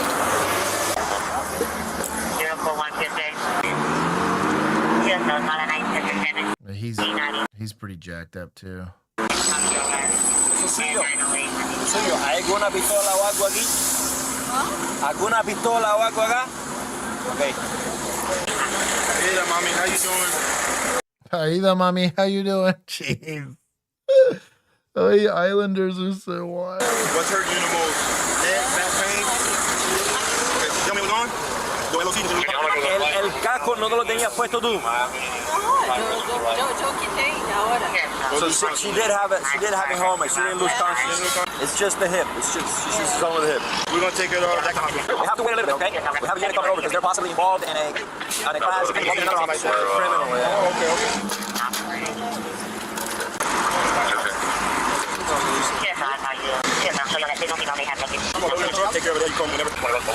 There will be here in a minute. Hey, she's not going. She's not going. It's Despite saying they won't transport her, EMS informs officers that they actually do need to take the female to the hospital to treat her injuries. While the officer transporting the original witness is still on the way, a motorcycle officer escorts the ambulance to the nearest hospital.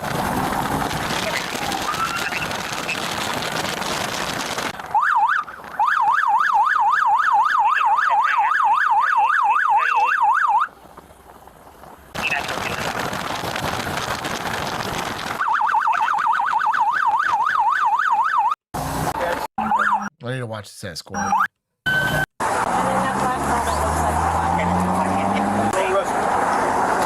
So yeah, she says that she's pretty certain that's it. As far as the female, she said the female had a ponytail and a one tight shirt. Yes. Okay. Okay. I'll take it back.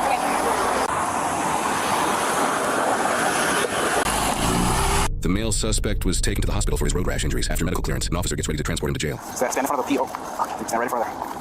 Right on it, right there. Don't move from there. All right, let's get it. Yeah, unfortunately, they're not made for comfort, and I can stick my whole finger in there. But it's gonna be a quick. It should be a quick drive, okay? I'm gonna watch out. Hey, yo, you there? If you need to pass out, let me know.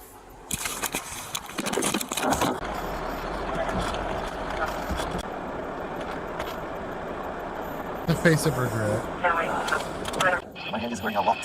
Which one, the left one? The right one. The right one? Yeah. On the palm? Yeah, it's like kind of hot right now and very, very, very cold. See if you can lean up. Can you lean forward or no? I can, but see if you can lean up. Can you lean forward or no? I can, but The easy way out? No easy way out. You want to take your feet out now? Stand up for a second.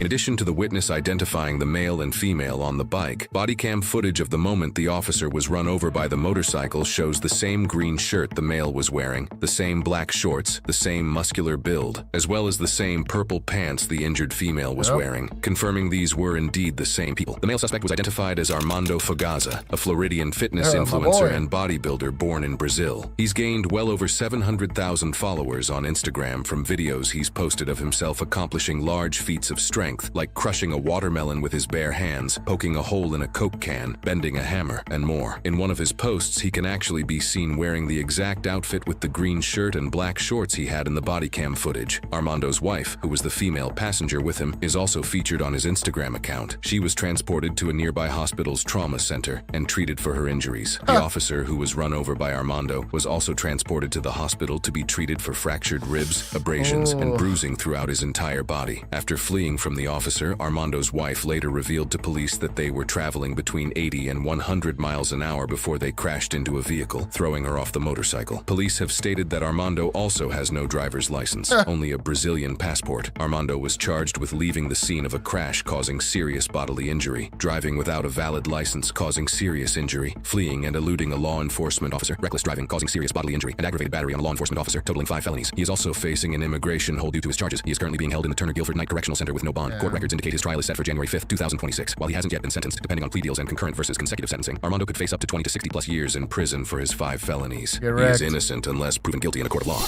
There's a certain... Yeah, I don't think she's going to go for aiding and abetting. She was a passenger on it. He's a natural bodybuilder. Lane. Yeah. He's juicing hard. Yeah, you don't get that kind of physique naturally. I guess police, I'll give some. They found him at least. Well, technically they got found. They self-pitted. Gotta take some points from suspects for scumbagging it. Be hitting some old man for no good reason. Points to society for the witness that was very committed on helping them identify them accurately. And that's it on that one. Good on them. That was a good scene. That was a good On good call. January 25th, 2026, officers responded to a hotel for a customer Call ice. You go. complaining about an issue with their room.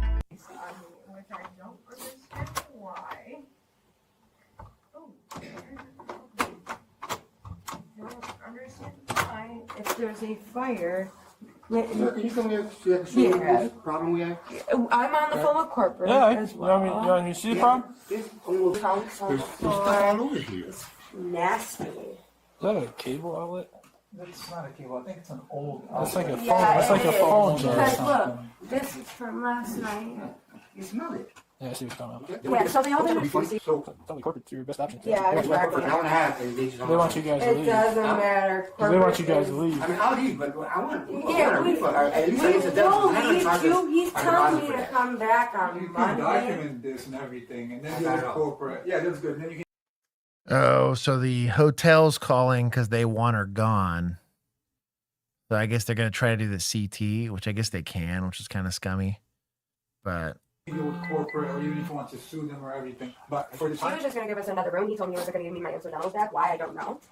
your incidentals? Yeah, deposit. Yeah, it's a deposit. So I get out because you have a big. good night. ID on you? I do not. Hold on. You don't have any ID? No, ma'am. Give her name and date of birth. No, I have a hard time to believe that you don't have a driver's license, ID, or anything like that. I don't.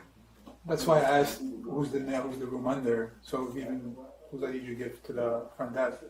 Yeah, no, I had a. That's not my name. Just so you guys are aware. Who's that? Oh, man. Wow, this is the worst. So if you have a government issued ID that's not yours, and you're not like holding it for your kid or something, like your spouse I might let like slide, but just outright having a fake ID is a problem in and of itself. So that's maybe don't show that to the cops. Oh. Card I'm using. Well, whose card? Card I'm using. Where'd you get it? My friend. Oh no. Who's your friend? Listen.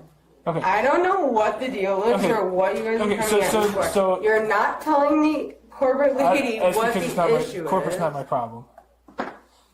Okay, if your name's Danielle, you have a warrant. My name is not Danielle. For Just the your- last name. That's why I'm Emmett. asking you for a driver's license, because if you're giving me a false name, it's going to be an extra I charge. don't have a driver's license. My driver's license is suspended. I Your don't have car, it. perhaps? The car that you I don't drive. You know what? These people are saying I don't. Do you mind if I step in the hallway so we can talk to them? You want me to give him the phone? You go ahead and run this name. I don't have a warrant, so. Has a name. There was a driver's license that was. That's fine, I get There was it. a driver's I license. Dan, that is indeed a clue. I bought it online. Yeah, this would have been just a CT if she had just dipped, and now we're looking at some pretty serious felonies. There's a Just so driver's you license were given aware, to. I was. The driver's license I given to heard the front about it. desk at check-in. I heard with that about. name.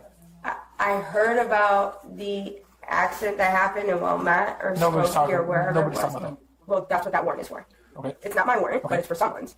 Okay. Well, this name doesn't come back to anything in the photo on the driver's license. Doesn't look like you. You're gonna get fingerprinted. I give you who you are. Here, you look in my purse. I still want to talk to my. Hold on. Who I was just with here. Hold on. We're figuring this out. He said I have a warrant, and I don't have a warrant. My name. Yes, I used a fake ID. I used a fake ID to get in. Pendejas. Seems like a That's driver. mine either. Sorry. Okay, you could take me for. I just want her ID. That's all. I don't have an ID. So here's the thing: if you're gonna use a Here. fake ID to check in, though, that person's gonna have a warrant, and they have an ID on file for her. I don't know if they did or they didn't, but it doesn't matter because I don't have a real ID. It's someone You've had else's. some sort of ID, okay? And Yeah, then but you- it's and somebody then- else's. and I you had have a brain credit card that damage. belongs to somebody else. I had brain damage. What are you doing? Get over here. Less than. Yeah, I know. What the fuck are you doing? Come on. No, I don't. And you guys got it. I just gave him my name. I gave him my birthday. So I don't know what. I don't have an ID, and I gave you my name and my birthday. Don't turn it into anything crazy. This room was dirty already. There's glass. I need to go now. I'm literally a stripper. Pushing and stuff, that ain't gonna help us. Okay. No, but I'm saying I gave you my He's doing a good job of trying to de-escalate. Good on him. name, that name you my gave us, birthday. that name and birthday you gave us doesn't come back to anybody with a. Yeah, it does. I have a cat in my lap. He ran that. You want me so bad, don't you? I don't care, but you're not gonna lie to me about your name when you have it. I didn't. My last name is Emmett, right? You looked at the ID. This isn't my first day here. It's my birthday. If you're gonna give a fake name to rent this room, this is the BS you're gonna have to go through if it's not you. I didn't. Okay, That's the game you play. Okay, she's done. Well, you know what? Whatever. I'm gonna play I'll wait a second, I'm gonna play this. 'cause I'm gonna play this game better than you. Okay, so anyways. There's no need to talk shit to the person. You're not going. I'm not going anywhere. There's nowhere to go, and I'll sit right here. No, sit right there. You know what, dude? I hate these motherfuckers because you know what? By all means, thank you for your safety. Thank you for everything. This can simply be avoided by either giving me your ID, showing me an ID. I don't As have a grown- it. I'm telling you. As we go, you told me you've been issued an ID under that name because your license is suspended. Okay. She failed ID. At the very least, she's in possession of a stolen ID or one that's not hers. I think we got a charge here. Stop spinning our wheels. Yep, that's you. Look at me. In my purse. Look at me. Well, they got a picture of the ID. Here. Thank you. Yep, that's you. Turn around, put your hands behind your back. I You're under know. arrest. It is me. Ah, she's like, oh, you got me. Turn around, put your hands behind your back. Your handcuffs to fit, or do you want them to be too tight? Chill, baby boy. There's no reason to be snarky, okay? I have lighters, I think, in my pocket. Okay. You don't need to. Don't reach in your pocket. I can reach in my pocket. There's lighters. Take them. I will go through your pocket. Take them, please. No. You're right. Hey, I'm not gonna keep fucking relaxing, motherfucker. I said pebbles. Stay with Just my gym shoes on. I'm not gonna keep fucking relaxing, motherfucker. God damn it, let me put my gym shoes on. Danielle. Let me put my gym shoes on. You ain't get no shoes while you're going. God, dude, no. Are you serious? Can I bend down to... Put the window down. A woman was charged with concealing identity, possession of a fake ID, and resisting arrest.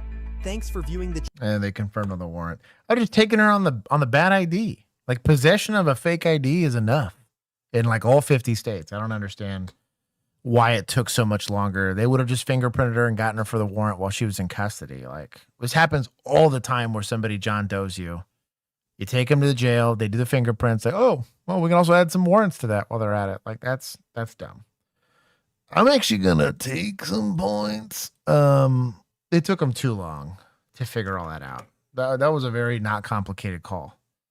Once she pulled out a fake ID. So I'm not a fan of the snark. Points from suspects in society for talking to yourself. Fear the shadows. You know what? That's fair. I'll take it from suspects for bad suspecting. Okay, so CT's possession of stolen government documents. Oh, fake government documents. They weren't stolen. Identity theft. I don't think that it was anybody real. So we won't get him with that. At least 3 times, I think. I'd check credit or debit card on file. Oh, that's a good one. Yeah. Because if they fraudulently opened an account, like using somebody else's information, that's probably a good one. Financial crimes probably pick that up. That's a good one. Anyways, here. Spicy time. Pit that fool. Got him. Oh my gosh. Pit that fool. Got him. That's amazing. It is spicy time, so you have been notified. That's amazing. This guy's over here flagging it Call out. for a male, white with navy blue shirt. Yeah, bud. Jean shorts, black and white shoes, with blood in his face. Yeah. 33 in his hand. I got a video. Okay, where'd he go? We're trying to get him. Walk down that way. Okay, we'll go down and get I got him. a video if you need to see it later. Yeah.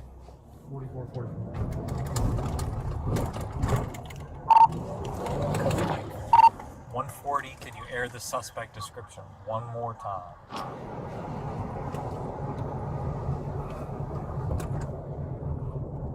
He went northbound. Of the 33 run that we got, gonna be a male white, navy blue shirt, jean shorts, black and white shoes, blood on his face. We just got another call at 1439 Simpson, same description. Walking around with a 33, told the caller to go inside of his house. Over here. Right here. 4571. 4571, hold the air, 10-3. Hey man, it's police. Don't do it. It's the police. Don't do it. Don't do it, bro. So here's really where a rifle gets kind of goated here. On a pistol, even if you're that guy, this is about a 20 to 30 yard shot. With your house, likely just a random person's house, not a great backstop. And pistol rounds are notoriously bad at stopping people from doing what you want them to do, right? Also very hard to exert marksmanship fundamentals at this distance. But shotgun's not a ton better, but it is better. But a rifle, even a PCC, would help, which is a pistol caliber carbine. It's basically a rifle-ish size thing that shoots pistol bullets. Less lethals are really not going to be terribly helpful here. It's just going to cause pain. But I don't hate the idea of maybe trying to get a beanbag round on this guy, or a 40 mic round on this guy to see if he can get some compliance. But currently, he is only a threat to himself, right? His only crime is exhibiting a firearm. It's deadly conduct. Could consider something like brandishing, or this is in Texas, it'd be considered an emergency detention. It's a Baker Act in other places. It's a couple different words for this, but this is not a great call. You're going to have to detain this guy or arrest him in some way, but you really can't approach him because of the presence of firearms, but you can't really let him go anywhere because he's running around causing alarm, right? But tools are your friend. Being behind some level of cover is also your friend because it buys you some time and some safety to give this guy as much of an opportunity to give himself up. If you know based on call text, this guy is pointing a gun at himself, saying random stuff, or even now you're recognizing this as a potential control alt delete situation where somebody is trying to do a suicide by cop setup, start working through crisis intervention tactics, right? So we're going to want to try to do your rapport building, try to do everything else, but do it from a position of safety. The less safe you are, the more quickly you're going to have that person's going to be able to close the gap and force a deadly force situation. But you're going to play a tightrope. This is, I can't let him move freely, so I have to affect some level of detention on this guy. But I also don't want to overexpose myself because that shrinks the amount of time I have to de-escalate the guy. But he still has to choose to be de-escalated, so we'll see. Hey man, come on, put the guns down. Put the guns down. Put the guns down, bro. Come on. Come on. Come on, put the guns down. Put the guns down. Put the guns down. Don't, bro. Don't do it. Don't do it, dude. Don't do it. Put the guns down, dude. Just let's talk. Hey, let's talk. Hold on. Let's just talk. Let's talk. It ain't worth it to die for. Come on, man. Good job. So he addressed that there was too many people yelling at him at once. Let one person do the talking, let everybody else shut up. Did a very good job of addressing that early. He's also changing tactics. I'll be honest, the first moment, if you thought this was just like a welfare check or you were gonna, it's like a Second Amendment auditor, and then it turns into this, it's gonna take a second for the noodle to catch up. So I'll give him some brevity there, but he's seen and addressed, hey, I need to apply a different tactic than just put the gun down, right? He's doing a good job trying to get the guy to talk. This is a good addressing of that problem.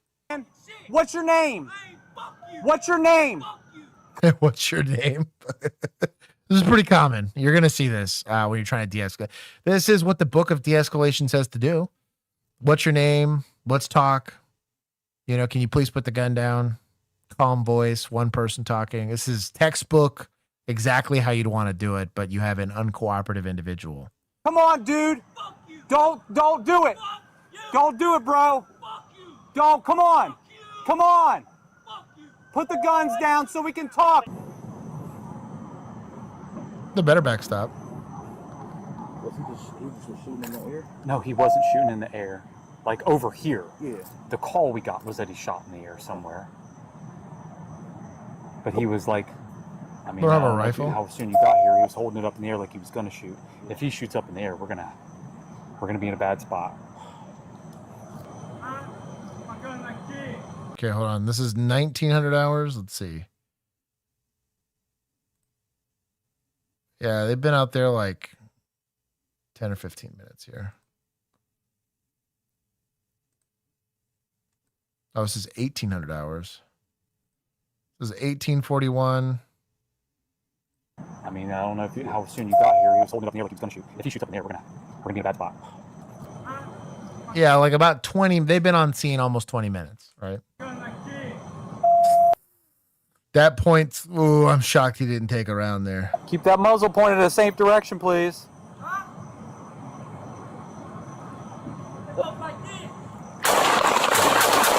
Yeah, that's rough. That sucks.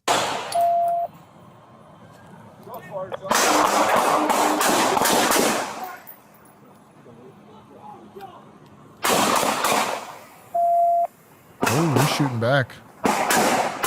There's a rifle here. How do we screw this up?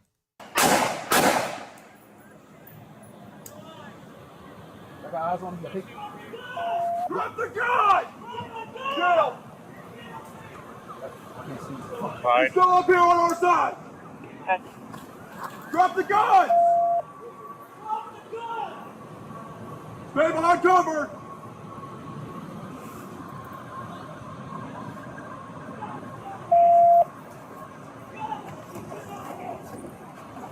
Can you guys see him? Oh, there you go. Here you go. On the front of the car, Stu. Go to the car. You know, I got a shield. I'm on my way. You got rifles present. This really shouldn't take this many rounds. I'll be honest.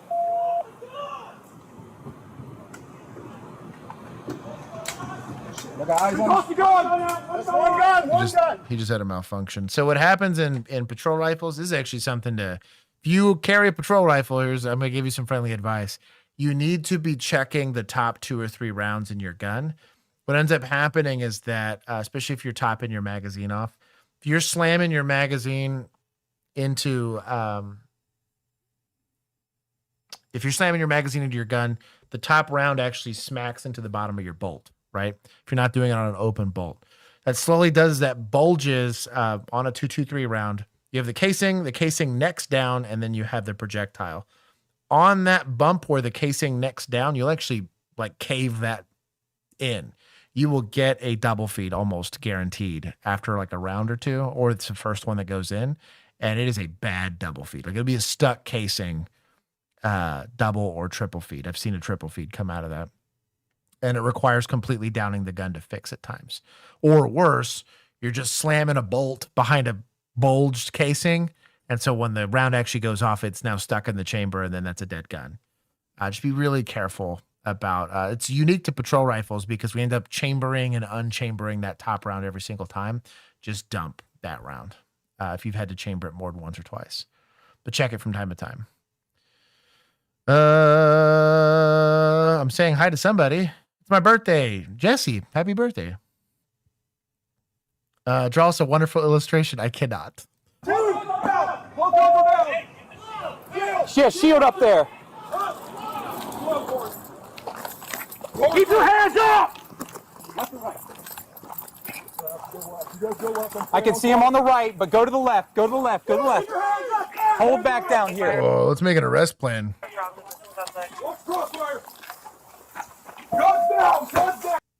Jeez. Are you hit anywhere? Jeez. Let's see.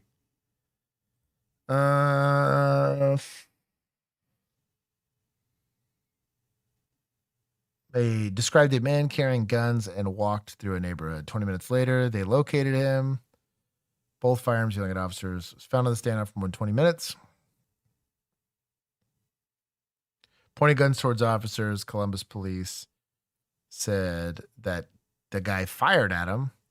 While several officers discharged their weapons, one officer was grazed by gunfire and was taken to the hospital for treatment. But the suspect was not struck. Crazy. As officers continued ordering him to drop the weapons, Burke eventually threw both guns down and was taken into custody. He was transported to the hospital, and so he was involved in a crash. That's what led to all this. That's crazy. So he got into a car crash early and then brought the guns out and did all that stupid stuff. Ooh. I'm actually going to take some. I'm not going to take a lot because the outcome was good. Nobody got hurt. And we managed to take this guy into custody successfully without harming him. But if we had to have utilized deadly force, if we had rifles present, and this was not a long shot with rifles, the fact that not a single round landed on this guy and they probably shot collectively 30s, pretty bad.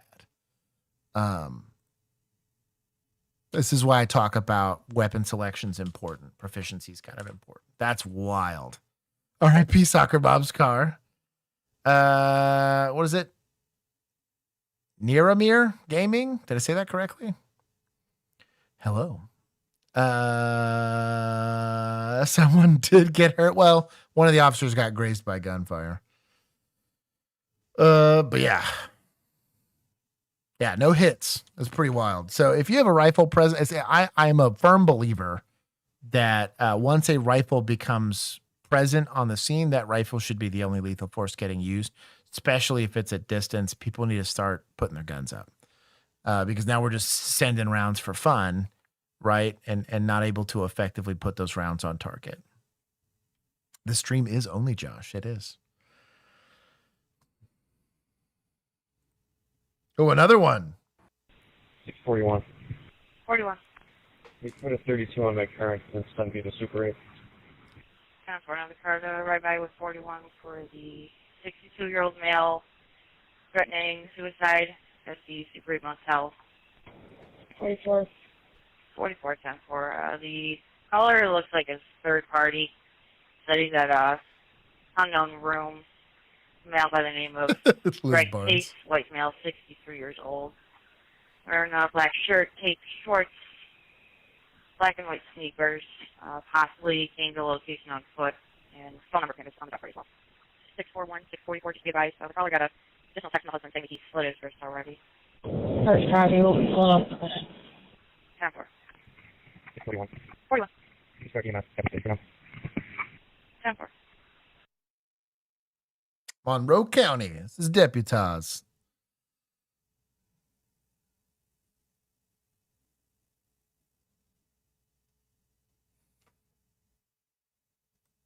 Is he in here? Is it locked? No, I open it in the bathroom. I have a knife. He has a knife? Yeah. 187. All right, can you just step back? Sure. It's unlocked? 87. Hey, Greg. Double report only. Greg. Bro, use an earpiece. This kills me. Greg. Yeah. Where are you? Right here. Drop that knife, all right? Drop. God, this radio traffic's terrible, dude. Someone turn the radio off. The knife. What? Drop the knife. So, what are our driving factors in this, right? We have a guy, he slit his own wrists, and he is now in his room, right? If there's no one else in this room with him, are we in a hurry to secure this situation? Hell no. He's wanting to kill himself. Let's not be part of his suicide plan, yeah? We have a door that is perfectly closable, especially if he's only armed with a knife. Let him hang out. It's the police. What? Give him a knife. Give us the Greg, don't do this. Stop. So we do not have to let him take us hostage, right? Got a perfectly lockable door that we're currently blocking. Shut that thing. There's nobody in here. I would just do a quick check, make sure nobody's in there, and then negotiate. Slow this bad boy down. There's no need to rush this. Nope. Out. Get out of the room. Just get out of the room. Right. Drop it. Get out of the room. I got beef with that. Oy. Why did we do that? There you go. 4-1. Fucking God. 4-1. Shots fired. Start firing EMS. Have him step it up. What's the point? Just help this guy commit suicide. Greg. Like literally only one of y'all needs to just turn your radio off. 44. Greg. Where are you? Drop that knife, right? 44, go stay there for a second. Bro, one of y'all, The that knife. kills me so much. Greg, don't do this. Stop. Back out. So let's say you're Cassie here, right? And you see this guy really locked in here in this whole suicide attempt. It didn't cost you shit to grab this dude's belt and be like, hey, let's back out of this. This is a barricaded suspect. He's locked in. Clearly, he's made his decision. I'm going to decide to custard last stand it here on a suicidal subject for some odd reason. And, you know, you zig when you zag and you should have. It is what it is. But it doesn't hurt you as a backup, as a cover officer, to be like, hey, why don't we back out of this? Like, what are we doing here? Like, why close the gap on a guy that's armed with a knife? Lock this door. Let's let him be barricaded. Let's get shields and CS gas and all that cool stuff. We're waiting for him to pass out, you know? Drop it. Drop it, Greg. Drop it. Go back, go back. One. She did lock him in there, unfortunately. Oh, God. 4-1. Don't do this. Drop it.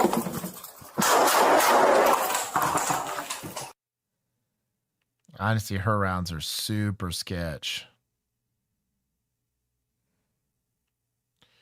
I don't know, man. I think it's a justified shoot, but Barnes v. Felix is going to say, why did you close the gap here? There's some potential civil liability on this. Not that anyone's going to sue on his behalf, but a box cutter's a real knife. 2 minutes. Unfortunately, he did not make it. Son bitch. Piss poor tactics equal piss poor results. Were they in reasonable fear of bodily injury? Absolutely. Guy ran at him with a knife, right? Made it very clear that he wanted to cause harm.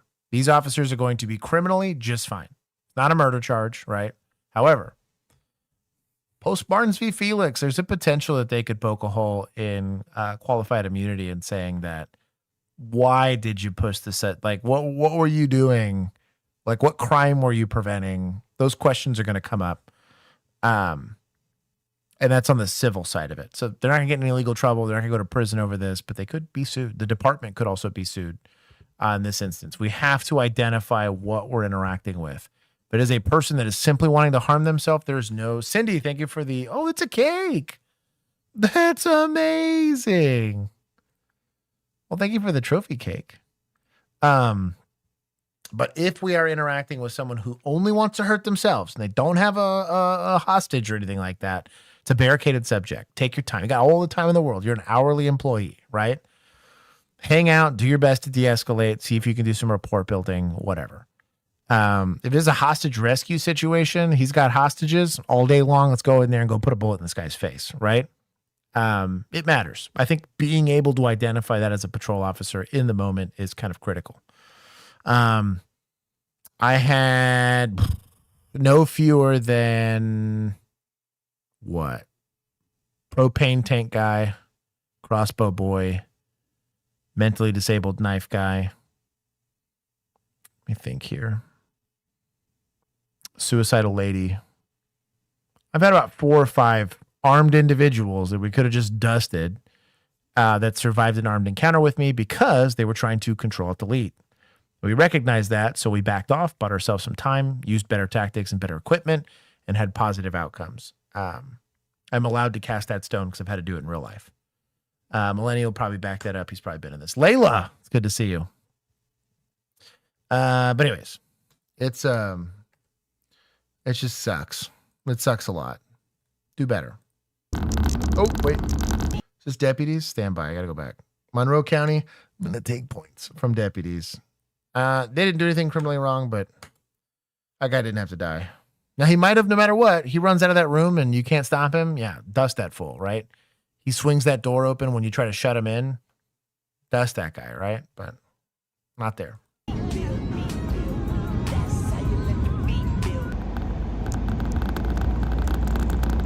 What? I missed this entirely.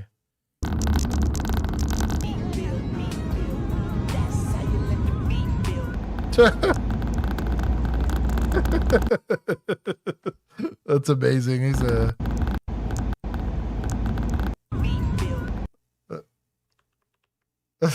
he just like animated a cop car up there. That's amazing. That's funny. That stream for Tuesday. All of Josh's armed individuals have nicknames. They do indeed. They're seared in my life or in my brain for forever. Thank you, Vigilantes, for the 6-7 jewels. Anyways, thank you guys for making glide through and don't slow it off the edge. J Mood, I'm not that cool. I'm not Nolan cool. Anyways, we should be getting some updates. I am currently getting shopped around for patrol, or potentially I might be part of the human trafficking unit there in my county. So that'll be really neat if I get that stuff started. That will change stream schedule a little bit if that happens. There's also a tiny chance that I get a job promotion of sorts. So that might also change what we do for stream, but we're not going to give up on stream or only cops content. Got a lot of stuff to do. Juan is currently in Area 51, so he's not going to be back, I think, until next week. But he will be back. And then we will get back to some produced content. I've got some stuff I got to film. So we have some interesting updates. If you'd like to see more of those updates or get them directly from the horse's mouth, which is mine, you can do so by joining the Discord. There will be a link somewhere. Someone will hit us with the link here. And then either becoming a YouTube member or a member of a Patreon group, you can get direct access to it. Oh, like goal. I will give chat points for the like goal. Thank you for reminding me. And then for Frag, book update. I was doing sussy things and got a promotion. No, not that cool. I just got one with the glove. J-Mood. Book update. Kinsey is finishing the last round of updates to her book. So we're going to be getting some ARC reader copies out. I think she's going to release that either in the next week or so.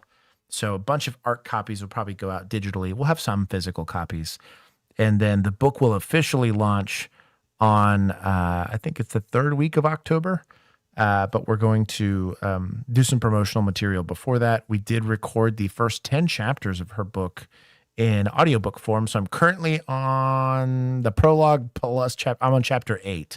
So you guys are going to get a free 35, maybe more. It might be 40 minutes worth of the book. It is a long book. So it's pretty cool. But if you guys are into,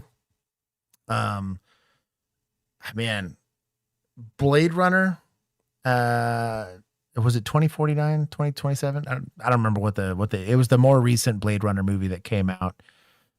Gray Man's another good example. It fits a very noir, futuristic vibe. There's some murder, there's some mystery, there's a little hit of romance in it. It's good. I'm excited for her, but we're going to get some announcements on that. Juan didn't have his green cards. So anyways, Thursday stream is going to happen. I will be here. I may or may not have Keith. Bill will be here for a little bit. Yes, it'll be fantasy sci-fi. Yeah, I hope Juan can make it back to Texas. I will miss him. I also need him for stuff. So yes, it's Area 50 Juan. But anyways, I will see you guys on Thursday uninterrupted. And then if I get some life updates, I'll give them to you guys. Not Cyberpunk. No, Blade Runner. Cyberpunk's a whole bit of weirdness. Anyways, that's the fastest stream of all time. We made it in 3 hours and 30 minutes. I love you all, and I will see you guys on Thursday. And everybody else, I'll see you guys in the Discord. Peace. Boom.